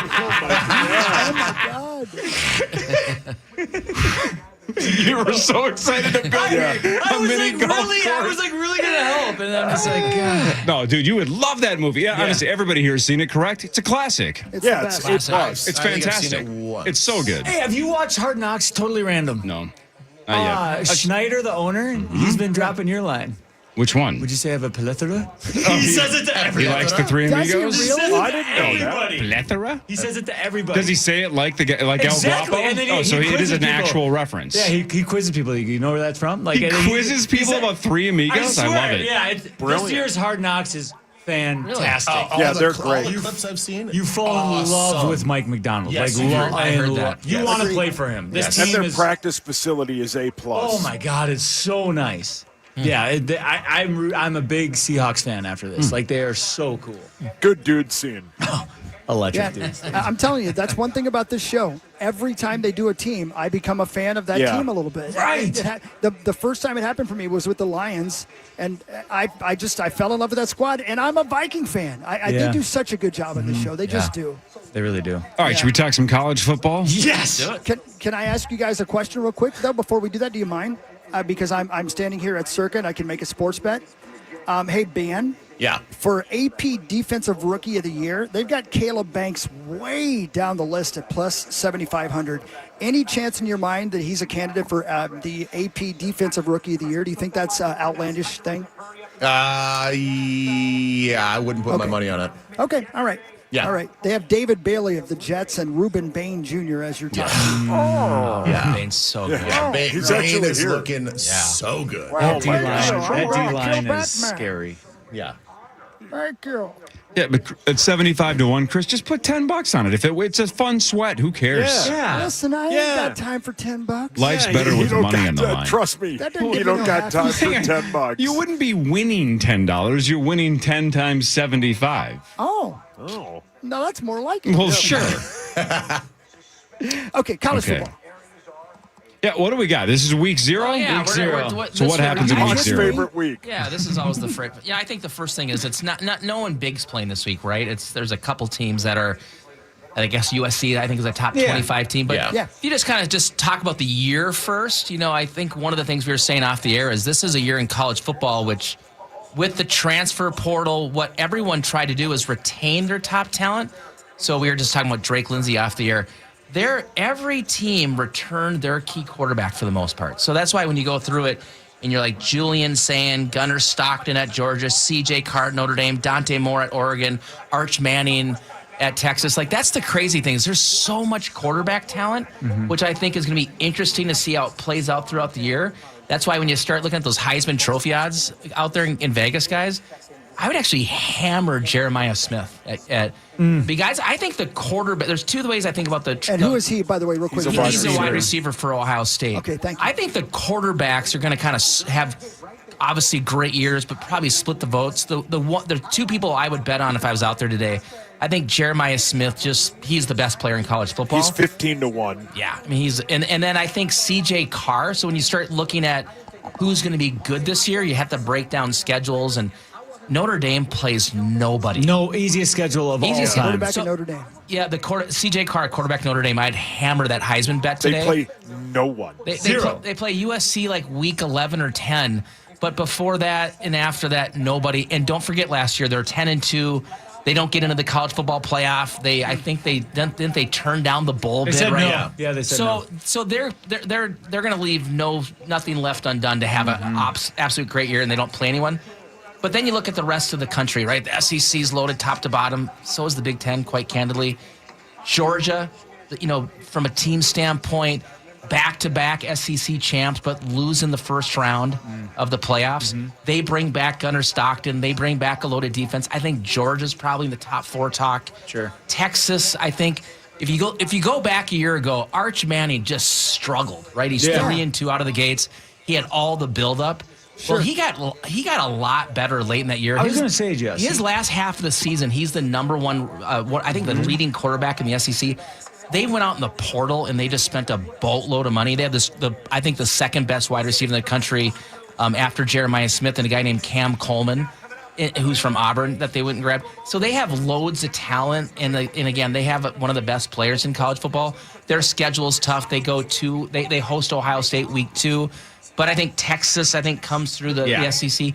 Texas A&M brings back their quarterback. I've always loved Mike Elko, what he does on defense. So I think the SEC is going to beat up on each other. But the Big Ten's won the last 3 national championships. Yep. And you guys are out there, you're looking at all these odds. I think, number one, Ohio State is really good. They have probably the toughest schedule of the kind of top-tier teams in the Big Ten. They're at Texas. They're at Indiana. They host Oregon. God. I think Oregon, Hawk, I know you've talked about them being a great team, right? They bring back a ton of talent. Dante Moore, the soup guy, he decides to come back and play again this last year. He's probably a top 3 pick in the NFL draft if he goes last year. He'll be a top 3 pick this year. Of course, they have our guy Coy. Their schedule's pretty favorable except for Ohio State. I know that's Oregon. So Ohio State's going to be strong. Oregon's going to be strong. But I'm telling you what, look at the roster top to bottom. Indiana's back. Right. They're not going anywhere, right? So they're going to stay at the top. I think when the Big Ten is said and done, I bet Indiana wins back-to-back Big Ten championships. I had never heard the kid's name before last year, and he ends up going number 1 overall in the draft, and they went, okay, so who's taking his spot? Who's the quarterback for Indiana this year? Josh Hoover, a kid at TCU that probably had to do too much, but in the portal when it came out, he was the top quarterback to grab, as well as the kid from Arizona State, Sam Levitt, that's now at LSU, that Lane Kiffin grabbed. But he's not going to have to do as much at Indiana as he did at TCU. So, and I just think not just Kurt Cignetti, but the top 2 coordinators in all of football, I think they're both paid over $4 million a year. So what they have built at Indiana, it's so crazy because Hawk, you're closer to this than anyone. Just the worst program entering last season in college football history, and how fast it's turned in this NIL and transfer portal era. Yeah. And I'm just telling you guys, it's the best. This is great. It's the best defensive line in the country. Indiana, they brought everybody back. Makes no sense. It makes no sense. Their offensive line, they had to fill in a couple guys top to bottom.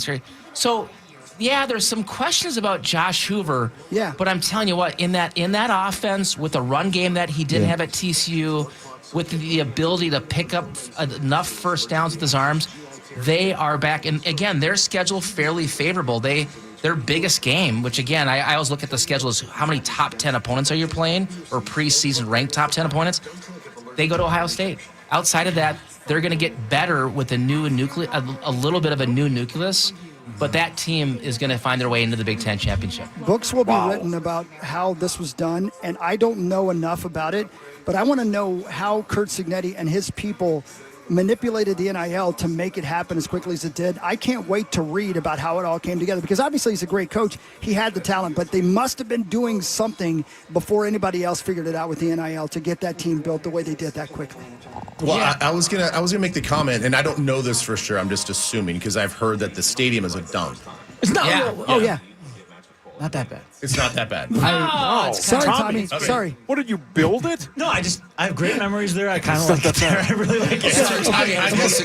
I guess and the you point, love it, Dom. I guess what I've heard is it's not the best game day experience. The stadium's not amazing. It's not like they don't have this tradition that was like long lost and they're just bringing it back. It's a high school football stadium for a college team. That's what it always was. Yeah. So to strengthen your point there, Hawk, before the NIL and before they had Mark Cuban and all this other stuff, and they brought Signetti in, I have never heard anybody talk about their facilities. Never.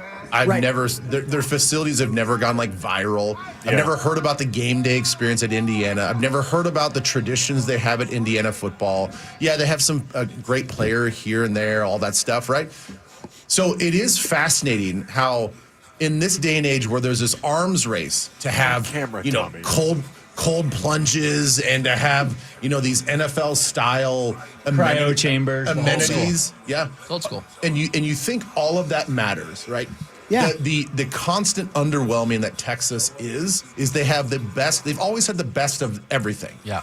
Everybody says it's a country club when you're there in that facility. If you're a football player for University of Texas, it is a country club. Wow. Because you have everything. Yeah. And they have money, but they always underperformed. Well, I mean, I get that they won a national championship, but you know what I'm saying? Yeah. Like they've had the best. They should be usually. They should be winning the conference every single year. They should be like, and then you get a team like Indiana that doesn't have any of that stuff. Blue collar. They've got a fantastic. It's one of the most beautiful campuses from a student perspective in the country, and they've got a great school academically. But it's not a football school. It's a basketball school, always has been. There's nothing about it that's Basketball a football state. school. Yeah. So then all of a sudden, Signetti comes in for what? James Madison? Yeah. Sure. With the new attitude, older coach, can you really think that he's going to connect with the younger players? Yeah. And then you throw a little bit of money at them, and they manipulate their salary cap in a way that they go out and find their type of guys, and all of a sudden, that's unbelievable. That's what it is. That's the magic. Is that you got to have a really good eye for talent and a really good eye for evaluation, and then obviously the money to bring him in. Well, and it's portal talent. I think if you went to Kurt Signetti when he was at James Madison and said, "If this is a developmental program and we're gonna build this through the high school," it would never happen.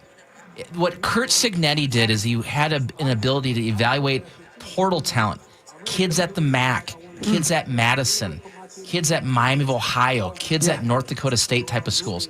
And then he said, let me find these kids that had productivity at a maybe lesser level of football, but he could see that I can get them here and I can develop them quickly, which you have to do with portal kids, so they can impact the team on the field.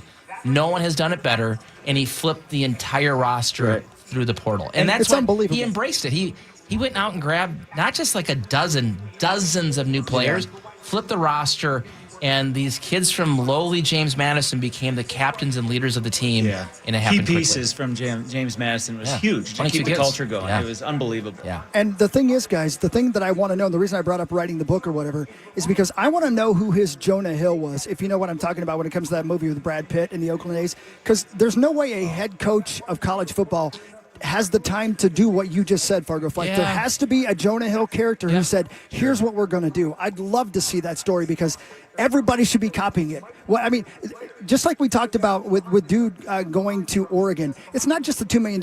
He gets to go play for Oregon as well. Yeah. Right. It had to be enough money to get you to go to Indiana because nobody wanted to play for Indiana. Yeah.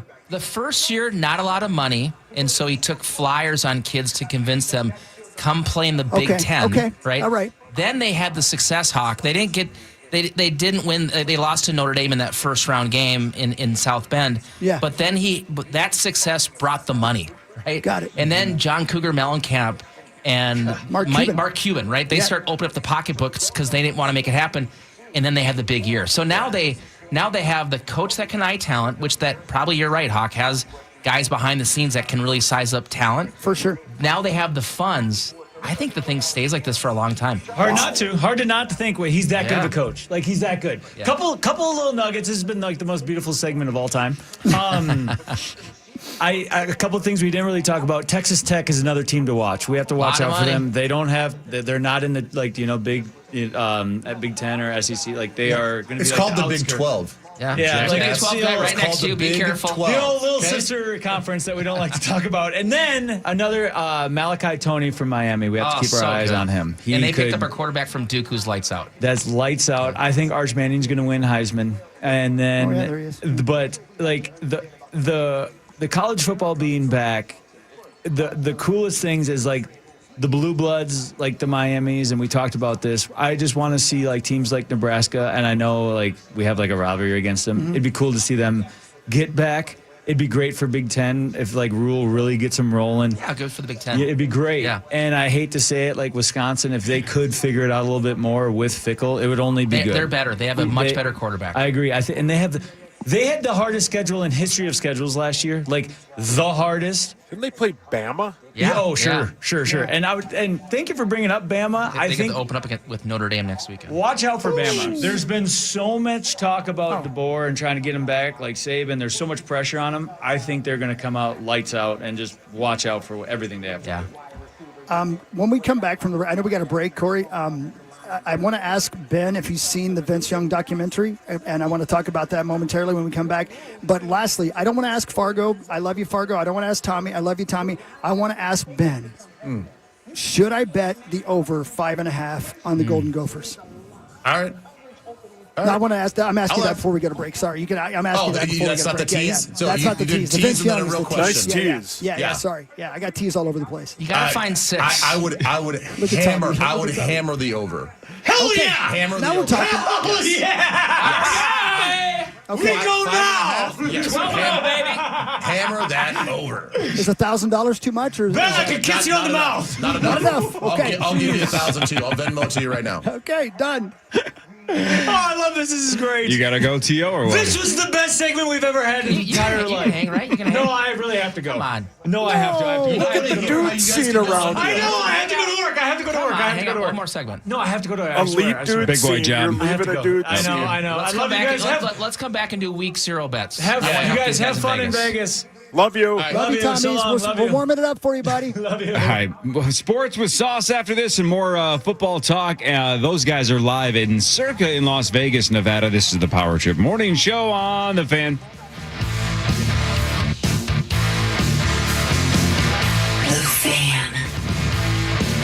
A cheaper machine can feel like a win until downtime, parts delays, and missed work start costing you. That's why contractors trust Sigler. With more than 28 locations, parts availability, service support, and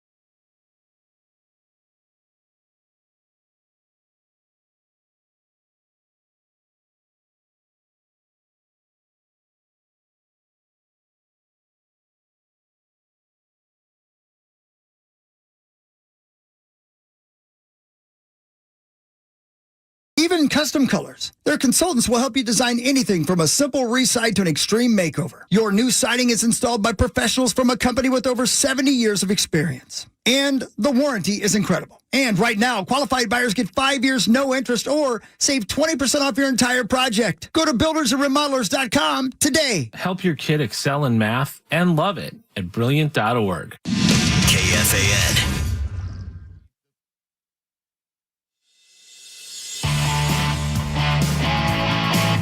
KFAN welcomes some great shows to Mystic Lake Amphitheater, including Slayer on September 4th. Get the complete details on all of our upcoming shows on the concert page at KFAN.com. Keyword calendar. All right, welcome back. Power Trip Morning Show. I'm Corey Cove. There's Zach. There's Max. Ben Lieber is here. Justin Gonzemius is here. Chris and Sauce are in Circa Resort and Casino in Las Vegas, Nevada. We sure are. Hell yeah, man. Yeah, and don't forget, by the way, we're out here because there's $30 million in guaranteed prizes up for grab when it comes to fantasy football here at Circa in Las Vegas. And listen, you can enter in Nevada, but play from anywhere. The Circa Million, the Circa Survivor, the Circa Grandissimo. We're celebrating, and a bunch of radio people are arriving today. Saucy and I are the first ones in. We're broadcasting live in the sportsbook. Everybody else will be broadcasting together in Radio Row, but we get our own special spot down here.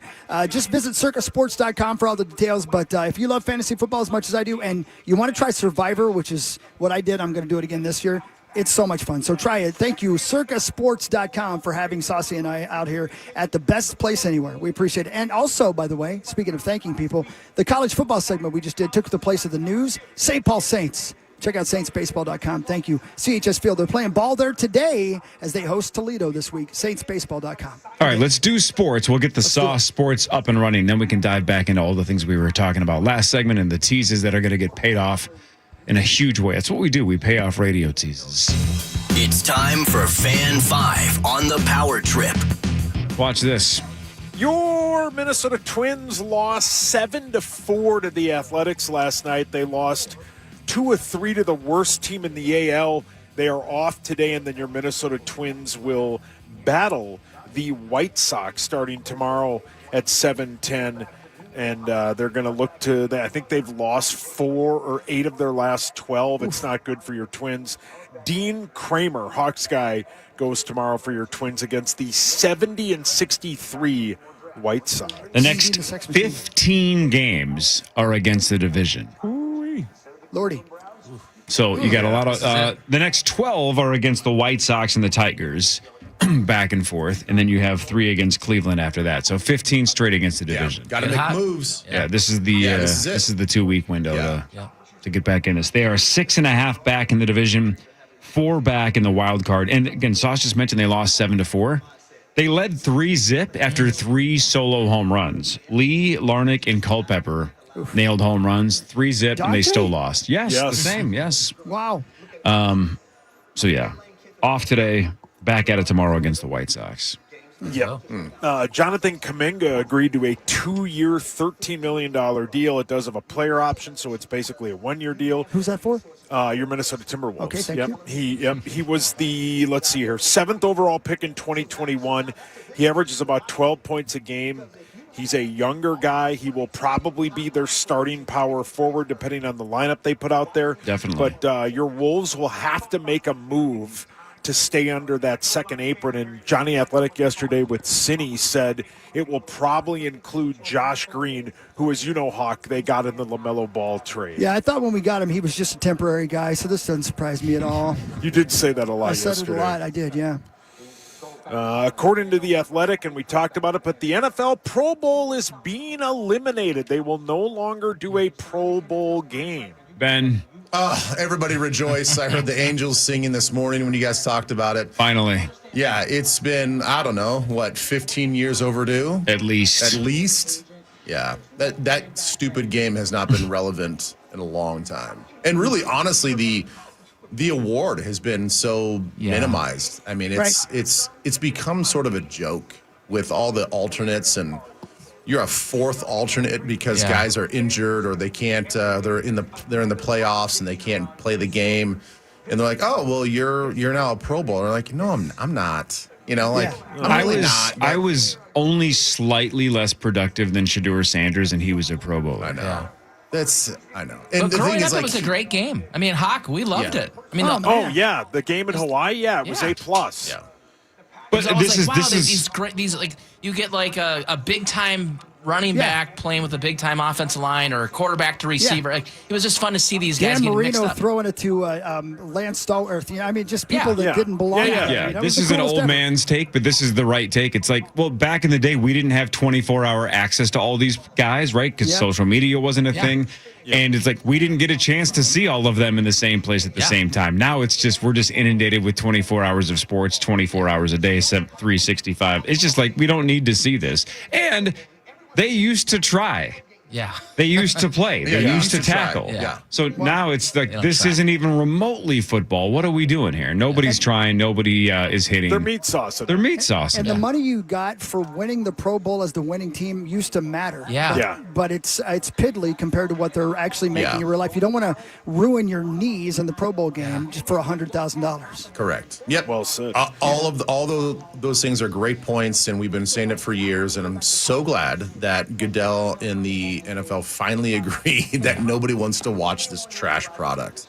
So it'll be interesting to see what they do. I honestly think it's fine if they don't do any sort of games. Like at this point, they don't even need to get together. Just treat it like the All-Pro. Yeah. Name them. Let them have the conference. Let them have the recognition. They get a cool little plaque, and they get to put that on their bio for the rest of their lives. And that's it. We don't need the guys to get together and play I know games. you heard this coming in, though, but so it sounds like they are going to get invited to that weekend, even though there's no, quote, games. My guess is it's just a sponsorship opportunity, right? It's like, let's get the 88 players out that want to come out if you want to come out, and we can slap you on the back and introduce you to some high-priced people. This is like Kawhi Leonard meeting people under the, you know what I'm saying? It's like let's have some lunches and some dinners and slap some backs and see what happens. Yeah, why not? I'll be curious to see who actually attends. Yeah, right. I think the only way they could really, the nice thing that they could do is, I think every player gets, let's just say, a round trip Delta 1 vacation somewhere with you and your +1. You could start adding in little amenities like that. Do they have to bring their wife? They don't have to bring their wife. That's why I said +1. Can they bring, as Tommy says, Marshmallow Maddie? They could bring Marshmallow Maddie. Could Tommy bring Eddie? Could they pick their girl up at the trailer court? It sounds like Marshmallow Maddie might need 2 seats, though. Yeah, can you just get Jed York in the plane instead? Yeah. All right, so something like that makes a lot of sense. Or special recognition at the Super Bowl, like they all get extra tickets to the Super Bowl, and they all fly them in. Then they could do these special events or whatever. But something where they don't have to put the stupid pads on again or play dumb reindeer games. You don't want to see them Jello wrestle? Well, why did you ask that this segment? Yeah, I was going to say the guy that's going to pay-per-view for that just left. Yeah, he's going to text us. $1 billion idea. I know Fargo wants to do some betting before he gets out of there, so let's let him do that before he gets out of here. But real quick, I want to ask you a question, Ben. I bet you haven't seen the Vince Young documentary on Netflix yet. I would encourage you to watch it because there's one thing. It's fascinating to watch the breakdown of USC versus Texas in that game, and how it was one of the greatest college football games of all time. So that was fun to watch. But the only interesting reason to stick around and watch the entire documentary is how the relationship between Jeff Fisher and Vince Young deteriorated in Tennessee.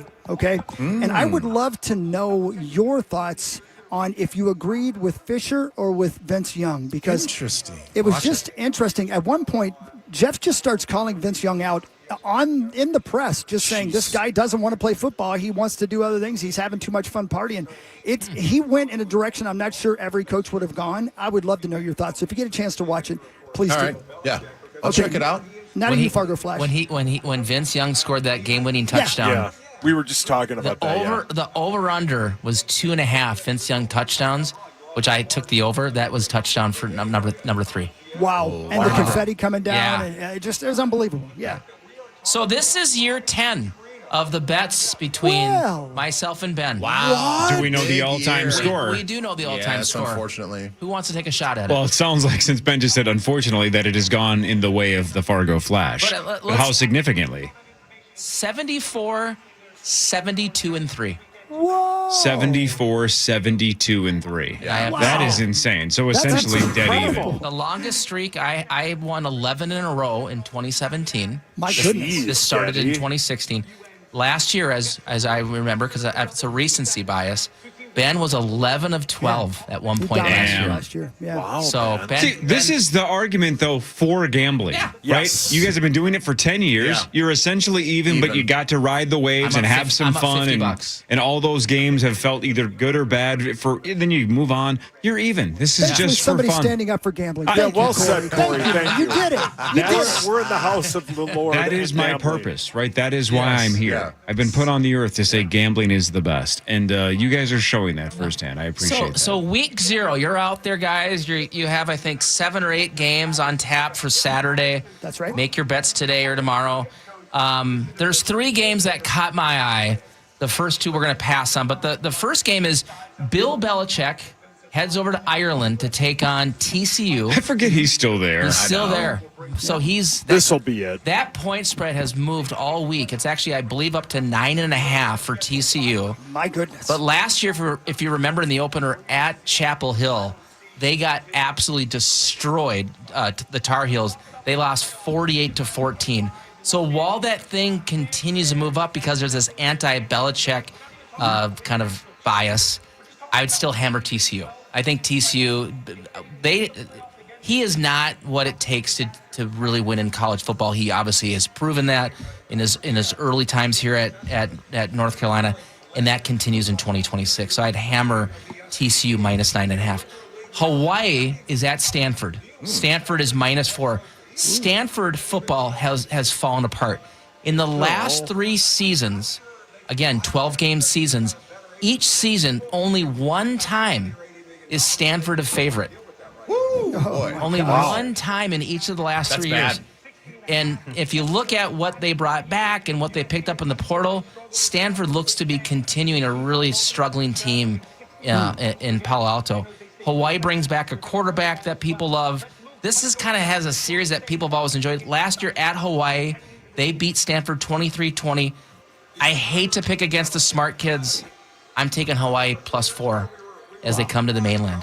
Jeez, but what we're going to pick is greasy. Jacksonville State, Go on. which made the move to FBS in 2023. Yep. And since that time, they have won 9 games in each of their first 3 seasons, including last year when they got to the Conference USA title game, and which they lost, but they got to the conference title game.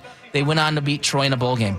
They are at Fargo in North Dakota State, as North Dakota State is making their move to Division 1A, or what is now called FBS. If you remember the last time NDSU played football, they lost to an unseeded Illinois State team in the Fargo Dome in the first round of the playoffs. And so they were out. They had no one there, and they took a step back and said, people are kind of bored with this FCS thing. Yeah. They've paid a lot of money, millions of dollars to make the move up. They're a part of the Mountain West Conference. This is their first chance to try football at the highest levels. It'll be a packed Fargo Dome. It's actually the most expensive ticket in week 0 is in Fargo. In the country? In the country is $54 is the cheapest ticket Wow. to get inside the Fargo Dome this weekend. Good That's for the them. highest ticket in college football. I am taking Jacksonville State +7, and Whoa. Ben has the North Dakota State Bison -7. That is our first. Fargo let's is go Bison. betting against Fargo. I think they'll win. Sacrilege. I like Jacksonville State +7. Well I've looked played, at their Zach. scores and from 2025, and So you want North Dakota to win, They'll win. but Jacksonville to cover. Exactly. Got it. Wow, See, there you go. way to play both sides. See how that works for Yep. him? Ben, Well your done. thoughts. Well, it's funny because he only sent me 2 games. Basically every week we kind of alternate who's going to pick the games. Of all the games, he just picks 2, and then I'm like, okay, well this is. I know that I can go back and forth because sometimes we go back and forth with okay, well I'm not taking the other side of that bet. Let's find another game. This week I'm like, I know that he doesn't like NDSU. I know he's got a bias a little bit with NDSU. He could be a Gopher fan. I was like, this would just be a fun bet. I know nothing about Jacksonville State. Everything that he just said, cool. First time I'm hearing it. Great. Yeah. So Yeah. I didn't do any research. I'm just going to be the opposite side of that because I want the Bison not only to win, I want them to cover and win week 0. So Love it. I'm excited, man. I'm excited that we're getting back to this. I had a heck of a run last year. It was a lot of fun, and I needed that so badly. So badly. As I was losing a lot of confidence in how I was looking at some stuff. So, yeah, it'd be really exciting. It was a great way to kick off the 2026 season. Week 0 is a little bit boring, but gosh, next week it starts off with a full slate of games. We have Tom and I will sit down and do our preseason predictions. I actually am starting we to got a preview earlier. we heard it. I have a little bit of a potential loss in the regular season. What? I haven't made my declaration yet, but we'll talk about that next week. But then next week we have Notre Dame at Wisconsin at Lambeau. Yep. The week after that, I think Tommy just said we have LSU and Lane Kiffin back at Ole Miss. Yeah. We have Texas hosting Ohio State. I know Meat Sauce talked about the November 7th. Yeah. The slate on November 7th is absolutely crazy. Can't wait. Oregon goes to Ohio State, and it's just, man. We're back. It's great to have you awesome. back, buddy. We All got to right, go to Flash. break. Thanks, It's great man. to have you, dude. Bye. There you Vikings go. news in a second. Chris and Sauce live in Las Vegas thanks to Circa. The Power Trip Morning Show returns after this on The Fan. Quantum Fiber Internet celebrates how you run the meeting, run the edit, run the timeline, run the house, run 3 screens at once, different rhythms, same velocity, all powered by ultra-fast internet speeds on a 99.9% reliable network. Yay to main character internet energy. Yay to you with Quantum Fiber from AT&T.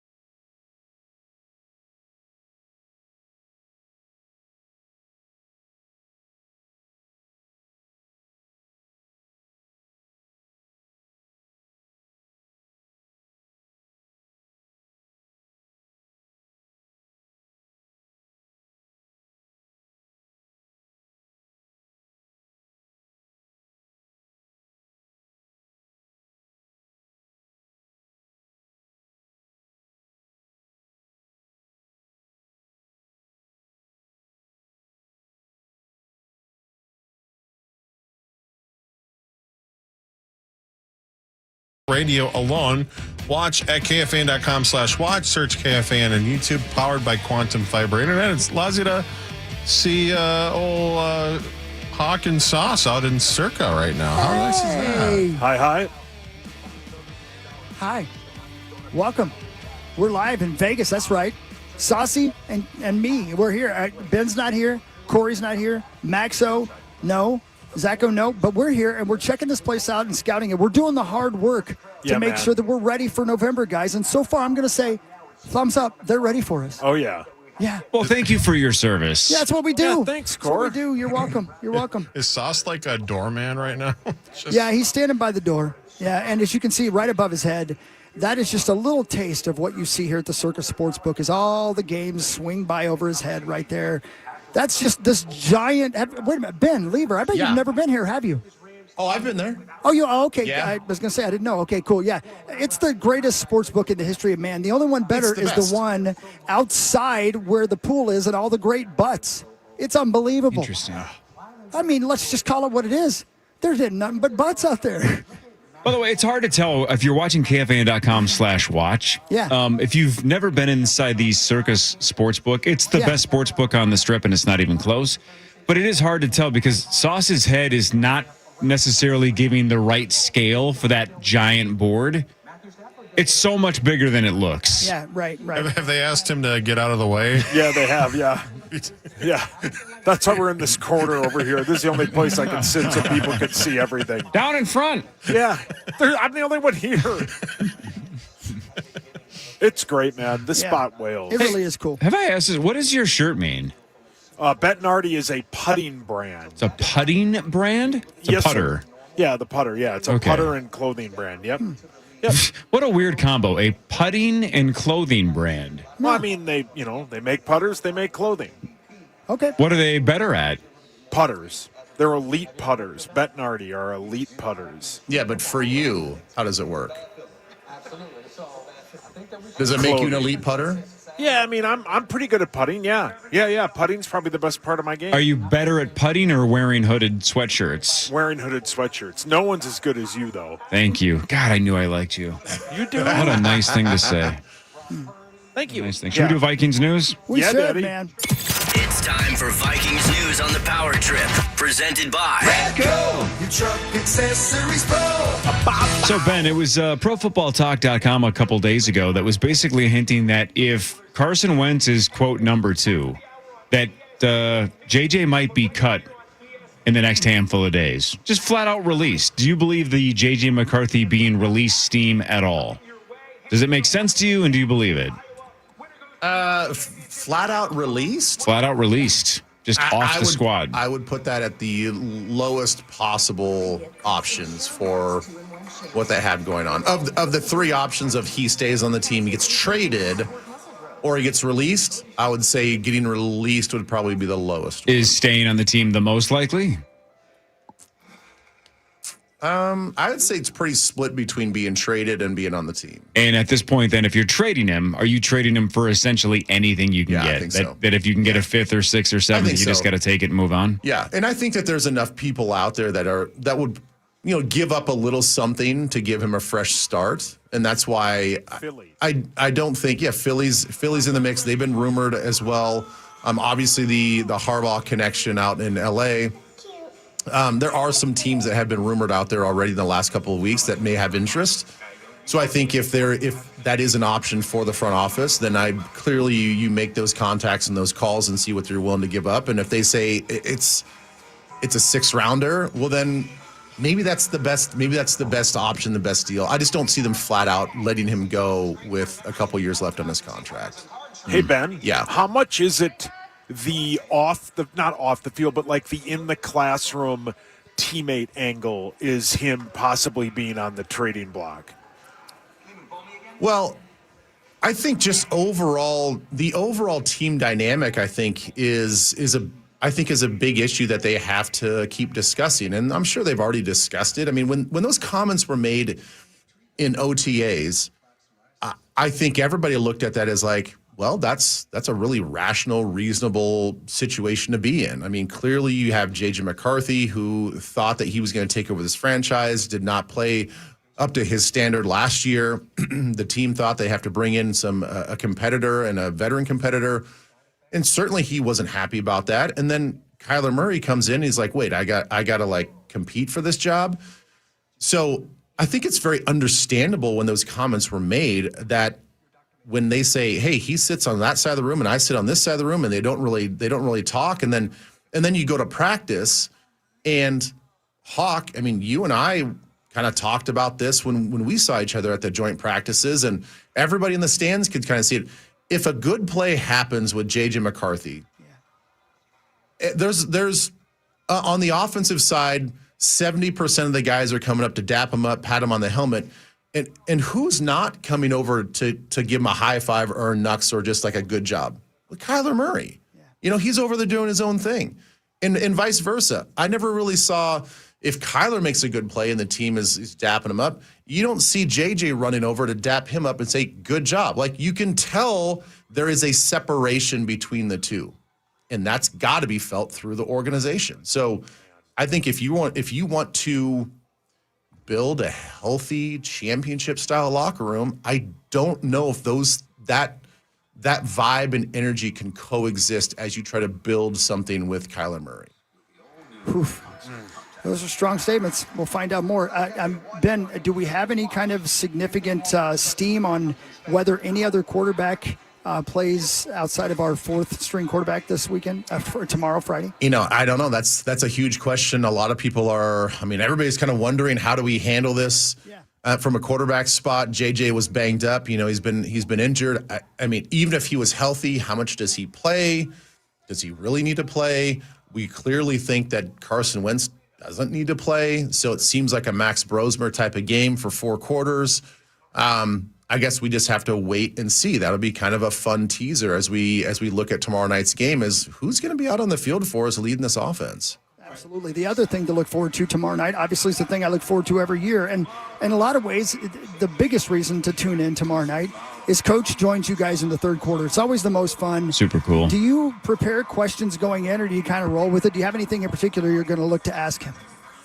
No, not necessarily. I mean, I don't really have like specific questions right now that I need to ask him. Right. I think we all can kind of understand that, well, you got to come up with a question or two as a point of curiosity that he hasn't already been asked. Yeah. He's already been asked all the high level and, some of the detailed questions about the quarterback and stuff like that, and certainly the run game and some of the big storylines. So I think the really cool part about how KOC handles this, which is fascinating, how he with the headset on, as everybody can kind of picture that, the coaching headsets, there's one earphone and then the other one's open. His open ear is going to have our voices in it, and then he's also going to hear Wes Phillips calling the game in the other earphone. In his other ear. And so he does such an amazing job of hearing both, hearing our question, answering a question, but also getting the play call. And then he can tell us, like, hey, guys, watch out for this on this play, and kind of give us some insight. It's incredible how his brain can multitask in real time like that. So through that process, we naturally just flow into other parts of conversation, things that happen on the field, because he can handle the in-game happenings on the field. So I think it's the fun part about it's very organic.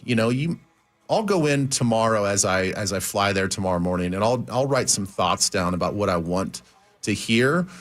But more often than not, you won't even get to those questions because he's just such a good talker, and so much happens actually in the game. I love it when somebody jumps off sides or something and you can hear the disappointment in his voice. Yeah. Or somebody blows a scheme and we wouldn't notice it, but he's watching it happen. That is the kind of stuff I've never heard ever before. It's the coolest ever. Hey, can I ask you guys a behind-the-scenes question? Like, I know, Chris, you mentioned last week when Jefferson was on, you're always just nervous as a broadcaster. Like, is this guy going to drop 5 F-bombs accidentally? Yeah. When KOC's multitasking like that, where he's literally listening to Wes Phillips in one ear and you guys in the other, does he have, like, Sam Newton or, like, is somebody around essentially telling other coaches and players, like, hey, coach is technically on the, like, does he have somebody shielding so they don't get close enough to just yell, like, F yeah, coach? Like is there any kind of shield? No. There's no shield. There's no, from what I've seen, there's no shield. I think guys are aware that JJ was Jets was mic'd up during that portion of the game, but those guys, they roam around free on the sideline. So if you're the other 89 players on the team, you're not aware in that moment that JJ's walking by you and you're having other side conversations or you're yelling something on the field because Justin's not told to just stay in your corner or like, hey, here's your little part on the sideline. You have to stay here because you're not gonna be free to walk around. You don't know what the audio is gonna pick up. So no, they just walk around. And I think it's probably known that KOC is going to be mic'd up and be on the radio in the third quarter. So I'm sure the coaches are kind of aware, but he just walks up and down the sideline. Yeah. Like he doesn't, you might be trying to avoid him, but he's not necessarily avoiding you. Yeah, the get back guy is, he doesn't talk to the head coach. He talks to everybody else, but he doesn't talk to coach. So it's the get back guy is just there really to grab him by the belt buckle and just pull him back. Literally pull That's him off it. the field. Yeah. Yeah, it's the craziest thing. Yeah, that's a good question though, and I always worried. I mean, I'm telling you, there's nothing I can do about it except for tell somebody back at the 10 or whoever's running the game, he's about to cuss. You might want to hit the dump button in case they're not listening. But it's going to happen. Somebody's going to scream the F word right behind you. That's Can't just wait. how it goes. Before we go to break though, as we're in Vikings news, Ben, everybody out there today, Alec wrote in the Athletic about Jacob Thomas. It's a great article. If you haven't read this, you should. I had no idea a few things. Number one, Ty Felton was a high school teammate, had no clue. Number two, he played for Kurt Signetti at James Madison right before Signetti left to go to Indiana. Didn't go with him because Signetti never gave him a scholarship. Wow. So he stayed there at James Madison because he felt kind of disrespected. That's number two. Number three, Ty Felton tore his ACL as a senior, and because of that, the starting receiver was Jacob Thomas, and he caught the game-winning touchdown in the high school championship game, and it was one-handed, and it's one of the greatest things. SportsCenter ran it, so I haven't seen it yet, but describing it the way he does in this article, Alec Lewis, I want to read the article. Lastly, Jacob Thomas's dad is a special agent at the Pentagon. Wow. What? Yeah, exactly. So this kid may be one of the most interesting guys on the team. We're learning that he can play. They think he might have a photographic memory. That's how smart the guy is. I think this is a kid we got to watch. We'll see him play this weekend. Do you have a gut feeling whether he makes this squad or not, Ben?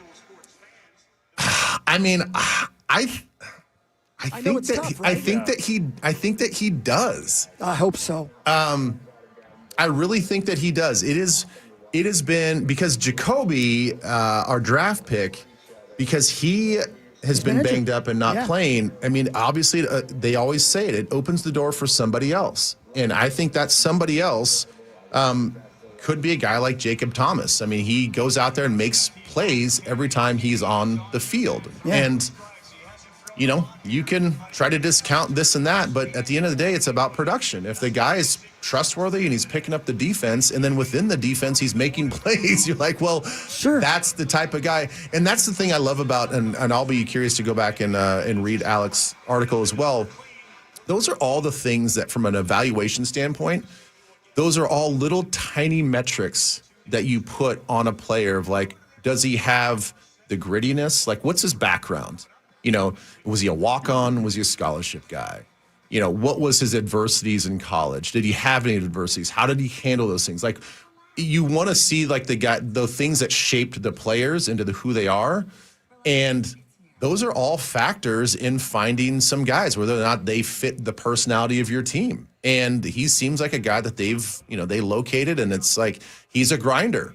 And he's kind of one of those guys that like, hey, we can develop this guy, maybe not a polished product yet, but we like the fact that he's willing to take on any challenge. And again, we've done that at that position at safety with this squad quite a bit. What was the kid's name? Cam Felton? Was that his name? Cam Bynum? Bynum. I'm sorry, Bynum, Cam Bynum. Yeah. Somebody who doesn't look like he's going to play safety in the NFL, but he's a smart guy. And you got to be smart to play safety on this team. And we aren't really deep at safety right now. I bet he makes the squad. He might be one of those kids that come out of nowhere and we're like, my God, this is a diamond in the rough. How cool would that be? Yes, same. And I have the same feeling about Jacob Roberts, the linebacker. Jake the Snake. Jake the Snake. Jake the Snake. So Jake the Snake is another guy that it's kind of a heavy competition with the inside linebacker spot because Jake the Snake is not an outside rusher. So, there's only 2 spots on that inside linebacker core, and it's going to be a really, really tight race to the final 53. But that's another guy that's got a great story. He's kind of grinded his way through the Canadian Football League, and you heard Nolan last week sort of talk about, like, we've identified this guy, like our staff has identified this guy. That's who I was talking about. Okay, got it. Right. And then you watch him play, and he's making plays as well. And he plays with some sort of, some instinct and some explosiveness. He's got some twitch to him as well, and he's going out there to make plays. So, there are some fun position battles to watch for tomorrow's game. All right, we'll come back. We'll do Fan 5. We'll do headlines later. Again, those guys are live at Circa in Las Vegas, Nevada. More of the Power Trip Morning Show after this on The Fan. The Fan. From the 1-800 Gary Traffic Center. This report is sponsored by Verizon. Drop it like it's hot. Drop it like it's Live in concert. Playing Treasure Island Resort and Casino Saturday, September 5th. Snoop Dogg. An unforgettable night with Snoop Dogg. Laid back. With my mind on my money and Live. Get tickets now at TICasino.com. Don't miss Snoop Dogg. Saturday, September 5th. You connect gadgets galore. You are the home office hero. You keep the stream dream alive. With Quantum Fiber Internet, you get ultra-fast speeds on a 99.9% reliable network so that you can do you. Keep your casa connected with Quantum Fiber Internet from AT&T.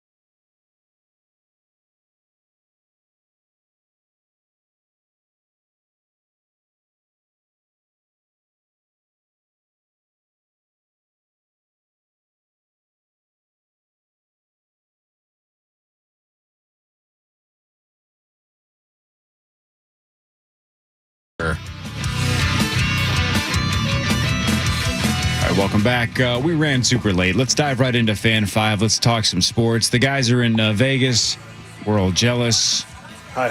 It's time for Fan 5 on the Power Trip. Brought to you by the St. Paul Saints. Hey, thanks, St. Paul Thank Saints. you, St. Paul Saints. That's Hell right. yeah. CHS Field Baseball today. Get your tickets at saintsbaseball.com. They face Toledo at CHS Field.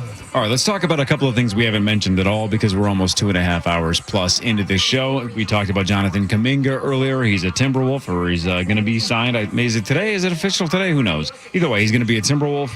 The Twins lost 7-4 to the A's. But here's a couple of things we have not discussed. Zachary, rumors floating around that John Hines looking at a contract extension in the very near future. Your thoughts? Yeah, I mean, they gotta get that done. He is obviously more than earned it. Need to have that continuity, especially heading into a big year for the Minnesota Wild. But yeah, I would imagine this will be done relatively soon. I think it'd be a good idea for Bill Guerin because he's going to be on the bumper to bumper at the fair on Monday, and he's going to be fielding a lot of questions about Quinn, just like he fielded all sorts of questions about Kirill from all the rubes out at the fair. I think he's going to want to have something to be like, hey, at least we'll look over here. We got Hines extended. We'll worry about so the other break stuff some later. news between now and Monday, and then break the other news between that Monday and the next Monday. Let's just keep this thing going here. We talked what are we waiting yesterday for? about some subterfuge from the Star Tribune when it came to headlines. The Athletic did that to me yesterday because there was an article talking about how are the Wild going to trade Quinn Hughes? And I was like, they got me. I read the whole article, man. But we took our time last year. We'll do it again this year, right? And the rumors that have been started by all sorts of bloggers and the New Jersey fans are just ridiculously dumb. I mean, just the worst of the dumb. worst when it comes to fan bases, just because they're delusional and they keep pushing these ridiculous claims that Quinn's trying to go join his brothers out there, and he's gonna be back. The panic button isn't even in sight right now. You're going to be on the New Jersey message boards by the end of the hour. No, not that. Well, and then the sports ones. Well, I mean, there are some good New Jersey message boards. Michael Jordan is not expected to return to NBC's NBA coverage this season. Last year, he was a, quote, special on-air contributor, but fans pointed out that it pretty much sucked because he sat down with Tirico once, and they split it up and spread it out over the course of the season. Yeah. So he really got paid to do an interview with Tirico once. Wait, who is this? Michael Jordan. Yeah. So they're like, we're not doing that again. So he is expected to just take another step back from the NBA.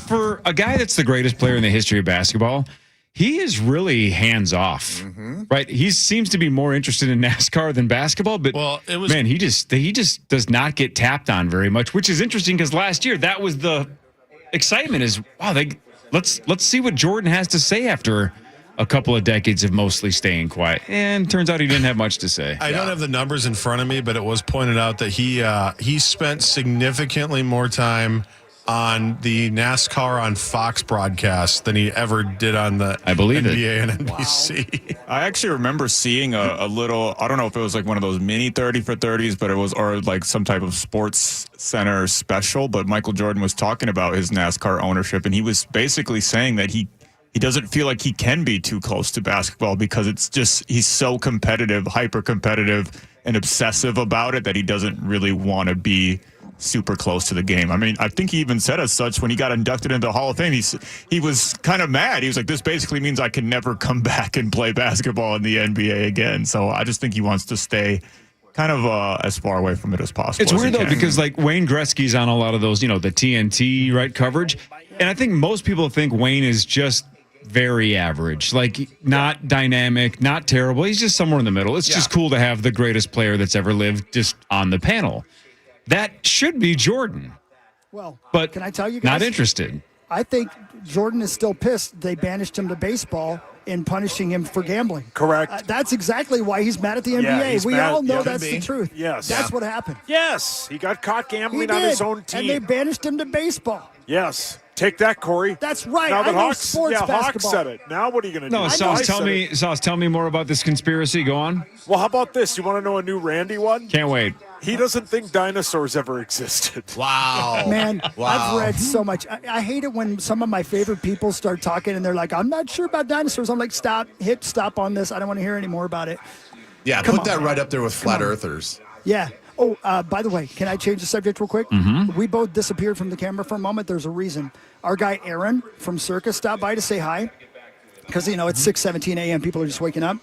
He said that tonight at the party, which we're having the big gathering, he wants us to make sure we meet the owner of Circa and the D because they are overwhelmed by the amount of listeners who are coming out to celebrate the 25th anniversary, and he can't believe how popular we are, and he wants to meet us in particular. So congratulations. Thank you to the people who listen to the Fan and the Power Trippers because they are overwhelmed by the response to our trip. That's awesome. I did hear some numbers yesterday, and I'm like, Circa is going to be super pumped if that's the number. They can't believe it. He said that's what I his heard. words were blown away. That's what he said. They were blown away by it. He said, we were told you guys were popular. We had no idea. Okay, well then hang on. I know I have a lot of good ideas, but nobody listens to me, so none of these ideas come to fruition. But just hear me out. Okay. This is getting a little ahead of the, putting the cart ahead of the horse. Please do it. Let's just say we're the first show that's ever gone 26 straight years in Twin Cities Well Radio. said. Wow, Shouldn't we have a 26th anniversary party in Vegas next year as well? And we'll do it at Circa. I love when the cart's in front of the horse. Okay. I say we do it. I love it. Let's assume we're going to make it to year 26. Let's run this back next year. Let's do Zach, your hands up. What about a 25.5 anniversary show? Not bad. Well, listen, let's not get crazy. There's no such thing as a bad idea. I don't think I can go back here. Right, It's right. not. Yeah. Let me see how the rest of this trip goes. Okay. People like round numbers, so I Yeah. think it's kind of preposterous, Zach, but we could do what Chris and Sauce are doing right now. We could go out for the 25th and a half just to scout ideas for the 26th. Yep. Well said. Yep. Because things change. I don't know if Chad Abbott knows this, but Vegas construction is constantly ongoing. Yeah. So if you spend more than a couple of months away from Vegas, by the time you go back, it's completely different.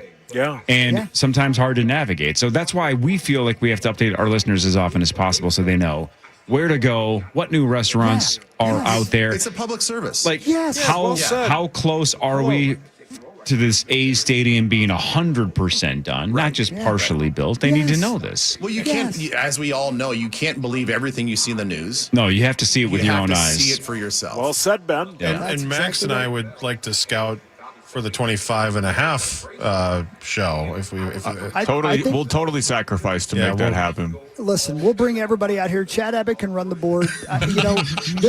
We can do this. We can do this, love guys. that. He would love it. He's for us. Yeah. We'll do. We better break. We'll do headlines when the Power Trip Morning Show Might have gone too returns. Circa's the best. Cannot wait to go there in November. It's going to be awesome. Power Trip listeners, thank you, man. You've made us look like stars. We Yeah, appreciate it very appreciate much. And Sauce and I are going to benefit from it because we're going to get everything for free the rest of the trip. This is going to be awesome. That's pretty cool. Let's When do is it. Ben Maller showing up? Tomorrow. Yeah. But is he in town tonight? Are you guys going you to know what, cross dude? paths tonight? Not tonight. He's coming in specifically for us. He's not even going to be on the air. He's just Yeah, it's coming the here to be best. on our morning show tomorrow. Ben Maller's the best, Yeah, he's man. the best. Man. Yeah. Love that show. So good. All right. Lucky are we. Headlines next. Power Trip Morning Show fan.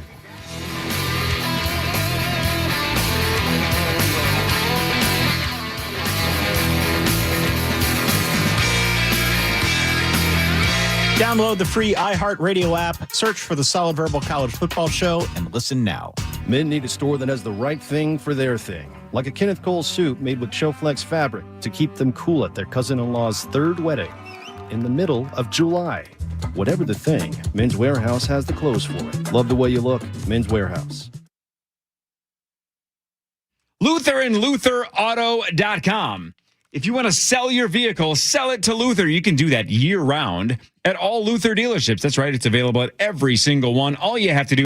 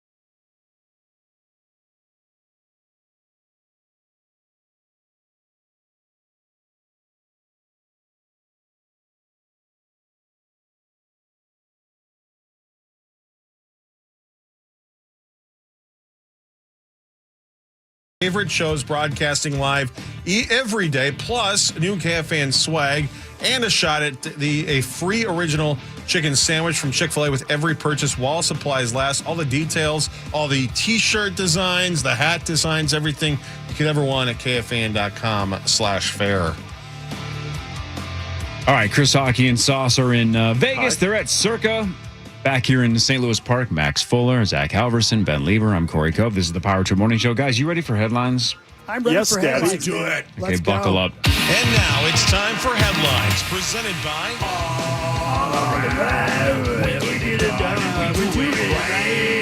All right, Sauce, you're going to hate me, but I'm going to do this. I don't hate you. I'm going to make you do 2 separate math questions, and you got to do it as quickly as possible. I give you the math formula. You tell me what the answer is, okay? Go ahead. 1 + 1 + 2 + 1. Say that again. 1 + 1 + 2 + 1. 5. Now do 1 + 2 + 1 + 1. 1 + 2 + 1 + 1. 5. Tim Curry, dead at the age of 80. Absolute banger after banger after banger. Tim Curry's a awesome actor. It sucks that he's dead. That must be a clue thing. It sure is. Rocky Horror Picture Show 1975. I've never seen it, but obviously he's ridiculously famous for that role. It's you could argue it's the biggest cult film of all time. It's the definition of a cult because they all dress up, they all go out, they make a big deal about this movie all the time. Rocky Horror Picture Show is a huge deal. But how about this run of like kind of sneaky awesome spots? He was Rooster in 1982's Annie. Yep. Awesome in that role. Yep. Oh, yeah. Yep, I remember him there. Then, man, 85 for me is one of the greatest years in the history of movies in general. Yes. Clue in 1985, he's a 10 out of 10. He is awesome as Wadsworth. It's such a good movie. And then Legend is the Tom Cruise movie with the devil and like the unicorn and the devil's trying to kill the last unicorn and stuff. That movie to me is so freaking awesome and nostalgic for a couple of reasons. Number one, it's early Tom Cruise. It's kind of cool. But that movie would suck in 2026 because Tim Curry's role as the devil would be CGI. Oh, okay. They did the most elaborate, awesome costume for him. If you've seen it, he has giant devil horns. His makeup is spectacular. It would be CGI slop in 2026. I gotta look it up. Look it up. I think it's the coolest depiction of a devil character in the history of film. Is that when you fell in love with the devil? 100%. At 5 years old, I'm like, that guy I would follow to the pits of hell. You saw that at 5? I definitely saw Legend early. Maybe not like the year it came out, but I was probably 6, 7, or 8 when I first saw it. You've never seen this, Ben, based on the pictures or not? I'm getting there. The Lord of Darkness. That's the exactly. He's the devil. Oh my God. Yeah, it's epic. What? You've never seen this? No. I wouldn't say it necessarily holds up. It's one of those movies, if you watch it in the 80s, I still freaking love it. If you saw it today for the first time, I don't know if you would like it, but you would definitely like Tim Curry's performance and the makeup in Legend. It's awesome. He's built like a brick house is what he is. I know. Yeah, that's freaking Tim Curry. Wow. Then he goes on, of course, some smaller roles. He hits Home Alone 2. That's it. Home Alone 2, baby. Hell yeah. In 1992. Yep. He was in Muppet Treasure Island. He was Long John Silver in 1996. Oh, yeah. I don't remember that. Great film. You could argue, even though it was made for TV, it's still technically kind of a movie, but he was Pennywise in It in 1990. Yeah, I forgot that was a made-for-TV bit. Yeah, that's technically TV, not a film. Can even I though ask it feels something? like a film. Yes. Can I ask a quick question? Sure. Was that just on like regular TV? Yeah. Yeah, it was. Wow. Yeah. That was terrifying. Terrifying. I hated that. Yeah, he was a great Pennywise. Yeah, he was. So this is sacrilegious for Rocky Horror Picture Show fans, but when I think of Tim Curry, I will always think of Clue. I'll think of him in Home Alone too. He's great in that. Yeah, that's where. Yeah, exactly. Oh man. And I don't know. I could be making this up. I think he might have done Rocky Horror Picture Show on Broadway or something like that, and then brought it to the screen. I think he originated that role. Is that right? I'm not sure I'm right about that, but I think that might be true. I'm not sure. I think this is a name, again, that's why I'm always pumped that Zach and Max are here. Are you guys familiar with Tim Curry? Like, did you know the name? Oh, yeah. Okay, sure. you both did. Yeah, he did extensive voice acting work. He was in a lot of kids' cartoons from me and Zacho growing up. Sure. Absolutely. And then, of course, It and Rocky Horror Picture Show. And Have you seen Clue? I've seen Clue, yeah. Okay, he's awesome in that. And am I right that when it came out, it had different endings? Yeah, 3 different endings. And based on which theater you went to, they played a specific ending. Now, when it ran on TV, they would always run all of them back to back to back, so you could see them all. But that's kind of an awesome idea to say. I think I've said awesome 15 times this segment, but I love Tim Curry. Have they done that since? Alternate endings at different for any movies since then? I don't think so. I mean, I feel like that's something they should bring back. Now that we have this resurgence in going back to the theaters, if that momentum can keep up. The closest thing I can think of, and this isn't exactly what you're saying, but there was a Black Mirror episode about the Mandela effect, and Netflix was feeding people 2 different versions, specifically so you would argue about which one you got and not know that you technically were both correct, which I thought was awesome. Right, so we've seen little kind of viral marketing ideas like that, but I don't know if we've ever had a theater that just flat out said you're getting one of 3 options and you don't know which one you're getting. That's just really creative. Cool, yeah.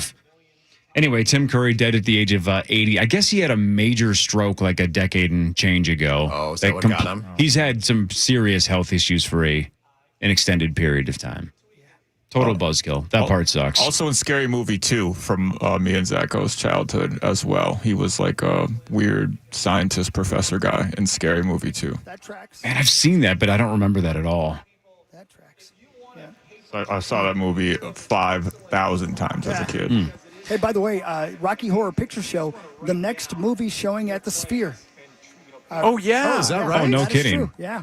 Imagine how popular Great that'll be. timing. Yeah, no kidding. So you guys were joking a couple days ago that, Chris, you sounded like you had no interest in going to see The Wizard of Oz. Not because you don't care about The Wizard of Oz at the Sphere. It's just you don't have enough time in Vegas to waste 2 hours and change at the Sphere doing that. Yeah, right. Yeah, no, but it'd be fun. And we were on the plane with, I'm getting off the plane with people who flew out here specifically just to go see The Wizard of Oz at the Sphere. Yeah. It's a big deal, man. Yeah. I might have to find something other than gambling to do, so I might go on Friday. Yeah, you might want to. You might not have any money left. You might have to do that. Can I throw a football thing in real quick while we're standing here at the Circus Sports Casino and the sports book? Hey, Ben. Yeah. Right now, the over/under. All right, let me give you like this: the over/under for the Game 1 Packers-Vikings game at Minnesota Vikings, Sunday, September 13th. Which, of course, is a noon start for us, 12:25 start. The over-under is 45 right now. It's at 325. It's 325. Yeah. What did I say? I'm sorry. Yeah, there you go, 325. That's right. So the over-under is 45 right now. What do you think? I don't know, though. I don't know. I don't know the history of – I'd like to know the history of Game 1, the average of Game 1's point totals. Especially for division rivals. Right. That feels a little high to me for Game 1. I don't know if I see the offenses like just clicking the second they get on the field. Sure. I would probably take the under on that one. Gotcha. And they have the Vikings at -1.5 right now. Yeah. Okay. I think that feels right. There's a lot of uncertainty about what Kyler Murray's going to look like and how they're going to mesh right away. I think the strength early on is going to be our defense, and we're playing at home. It's going to be awesome crowd. So I would definitely take the Vikings on that one. Wow. And they might be without Josh Jacobs, who might get suspended. Correct? I didn't hear. Well, as far as like that, yeah. You know, with all this off the field stuff you're talking about. Yeah. That's also a possibility. I mean, I think the Micah Parsons thing is one of the biggest things. I mean, you're missing one of the best defensive players in the league, and he's not going to be out there harassing our offense like he did. He's done. So he's a monster. Yeah, he's incredible. So. Given the fact that we're going to have what we think right now, crossing our fingers, a healthy offensive line, you know, we got the experimental quarterback and Kyler, the creator. I definitely feel like the Vikings should win this game, regardless of Josh Jacobs being out there. A lot of cans we haven't seen yet, so it'll be interesting to watch that. The first game of the season, NFL-wise, is Wednesday, September 9th. Of course, the Seahawks are hosting the Patriots. They have the Seahawks at -3.5 for that right now. Yeah, I'm not necessarily a believer that the Patriots going to run this thing back and have as much success as they had last year. Yeah. Not only are they making the long trip over, and the West Coast teams have the advantage in those situations. The West Coast has a lot of advantages when it comes to travel like that. But I think the distraction factor with the head coach, I think, is a bigger thing. I know it's sort of flown under the radar, and Diana's probably received a lot more heat than anybody else in this situation. But I think, it's got to affect the team. I mean, it's got to affect their approach. It's got to affect some of the things, the team chemistry and all that stuff with Vrabel. And I think their offensive line, to me, is still an issue that they have not fixed. Sauce's guy, their left tackle, I think has got a lot to figure out, and I think he got really exploited last year, and I think people are going to really continue to attack that.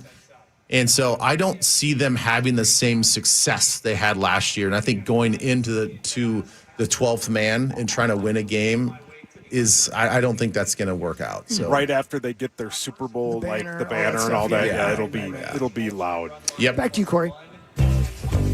I cannot wait to see who guesses the closest number to this trivia question.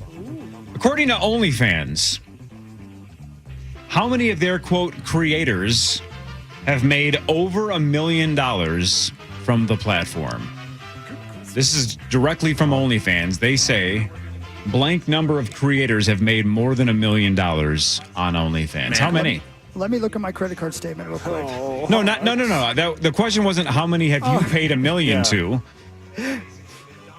Is this percentage or just number? No, the number of people number? that have crossed that line. I feel like there's a lot of people that have made $1 million seems like a lot, but I feel like an OnlyFans is not that much. So, what do you think? Ben, go ahead. Go first. I'm going to say 1,000. Ben says 1,000 creators. Zach? I'm going to say 2,600. 2,600. Maxo? I'll say 2,000. 2,000. Chris? So this is in the history of OnlyFans. It's been around for a long time, so we're talking accumulative. I'm going to say 56,000. 56,000. Sauce? I'll say 5,000. Sauce wins 5,076. Wow. 5,076 quote creators have made over $1 million. Zach, you're an OnlyFans expert per se. How many of those? I said per se. Oh, I was gonna say. Whoa. 5,076. How many of those are feet related? I mean, a fair amount, but what percentage? I would probably put in the 20-ish range. 20%? 23%. Man, I don't understand people.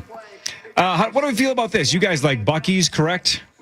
Yeah, I've never been. Yeah, the gas station. Yeah, the gas station, like all over the southeast and stuff, right? The super station. They are now forbidding staff from sporting, quote, visible tattoos in a nationwide ban. Wow. So now their employees cannot have visible tattoos. Your thoughts? They had like an immortal image up until recently, and then they started going after, like, do you guys see the controversy with like the small, like, family-owned businesses that have a logo that doesn't even look like the Buc-ee's guy, but they're like suing the hell out of these like mom and pop shops. And then, now with this, like, they had everybody loved Buc-ee's, and now they're just like, hey, now what are you doing? Get rid of your tattoos. Get out of here. Yeah, that's ridiculous in 2026. Yeah, it's I'd archaic. be able to work at Buc-ee's. I had a hand tattoo. What am I going to do? Yeah. Well, there goes Plan B. I guess you're right. And that's where you bought your Plan B. Wow. They sell that there? Oh, you don't know. Ben, another exercise study that's out that you're here to react to. Oh, great. I actually think you're going to be all over this one because this one makes a ton of sense. Obviously, just walking is good for your brain, right? Moving is good for the human body, the human mind, correct? Yeah. A new study found that just 10 minutes of super slow jogging at a pace just barely exceeding walking speeds almost immediately changes people's brain activity, improves their thinking skills, and raises their moods. So they're saying even a very, very slow jog is crazy good for your mental state.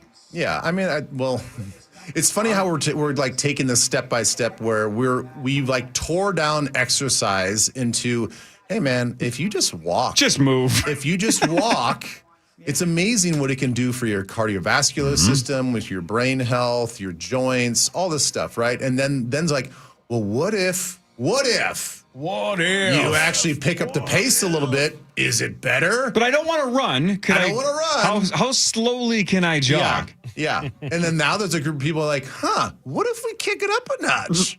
Maybe that's even better. I don't have to do it for as much time. And they're finding out, wow, okay, 10 minutes of light jogging has just as many beneficial effects. I think what the science actually says is the best form of all of that is interval sprinting. And if you are an able-bodied person that can sprint, now obviously it's very subjective what your sprinting is versus like a world-class athlete, but they say interval workouts when it comes to strength training and sprinting is probably the best overall exercise that you can do for your brain health and for your body and for your cardiovascular. All right, let's run it back here. And I'm just speaking for people in general, not any of us on the Power Trip specifically. Let's say we wanted to do intervals of super slow jogging. You can do that. Sauce, we're in the clear. Sweet. I don't want to sprint. Well, and here's what I know from the millions of hours spent in therapy, Ben. Walking, running, jogging in general is the ultimate reset button. Yeah. If your kid is having an anxiety attack, if you're having an anxiety attack, if you're stuck in the spin, as I like to call it, go outside and just take a walk. Even just taking a walk, it's the mental reset button that changes everything. It works every time. Yeah, I came across this study a couple years ago. This is, I feel like this is common sense, and it's been proven, but it had to be proven through an actual study. Right. You know, the fact that they're taking out exercise and PE out of elementary schools and lower grade schools is just it's stupid. It's nonsensical.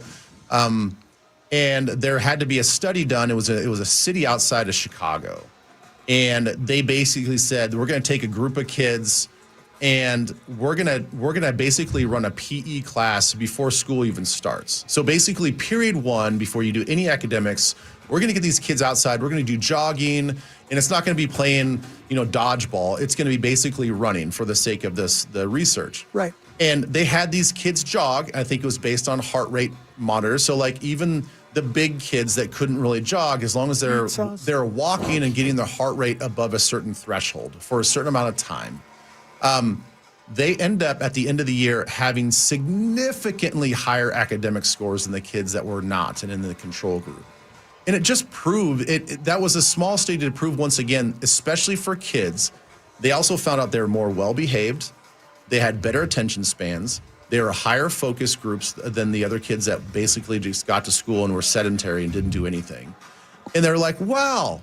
What if you imagine moving these kids and getting their blood pumping a little bit early in the morning? It actually helped with all of the academics, from sitting in a classroom for the next 6 hours to attention span to behavior to not acting out. And for the kids that have some level of ADD or hyperactivity, it calmed them down just through exercise. And it's a common sense thing, but we take it out of schools and we wonder why can't these kids focus and sit in their desks for 7 hours? Well, because they need to move their body. Right. Ben, listen, I know that study or studies like it, and the truth of the matter is we were, for thousands of years, our species had to go catch our food. We are a movement species. That's what we do. The way we won, the way we existed was because we could run farther for longer, not because we were faster. We got to move, man. And the kids who have the ADHD, who can't sit still in class, they were the ones leading our tribe because they were the ones you wanted to follow, man. Yes. So we got to let the kids move. We got to make them move. Give them the opportunity to burn that energy instead of punishing them and giving them drugs. Yes, I know. It is wild, and we don't need to get down this rabbit hole. But but yes, it is. I just think through these kids would not have to be on prescription medications if we just kind of brought back an old school mentality of just like letting these kids move and get the energy out in a constructive way. Let them play, man. That's how you learn. You play. You play. All right, complete tone change. Max. Hey. You like them thick, right? Sure. Two C's, baby. Yes, sir. Thicker than a molasses milkshake, dog. Then you're going to love this, dude. Come Pringles is launching its thickest chip yet. Yeah. The chips are supposed to be thick enough to handle heavy scoops without snapping. Now, I will say this as a guy that is Team Stacks. Heavy scoops? The Stacks chips are already thicker than Pringles, right? So a thicker Pringle, maybe we're talking now.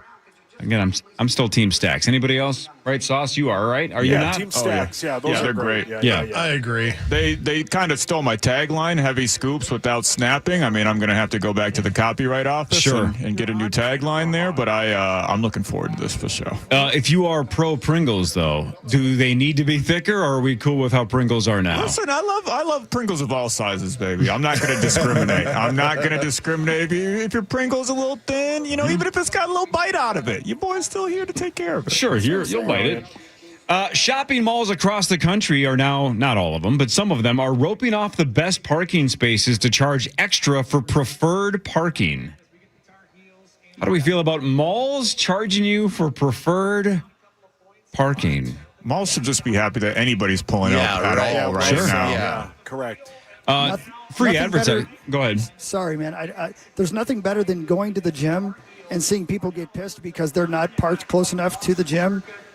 Yep. Walk a little farther. You're at the gym. You're going there to work out. Yeah, it's okay if you got to walk a little farther. No, that always makes me laugh. My bit now is because of my kiddo. I park as close to the cart corral as possible because I have to put him in it. That's correct, even if you don't have kids. Always park next to the corral. That's going to save you more time than parking close to the store. Park next to the corral.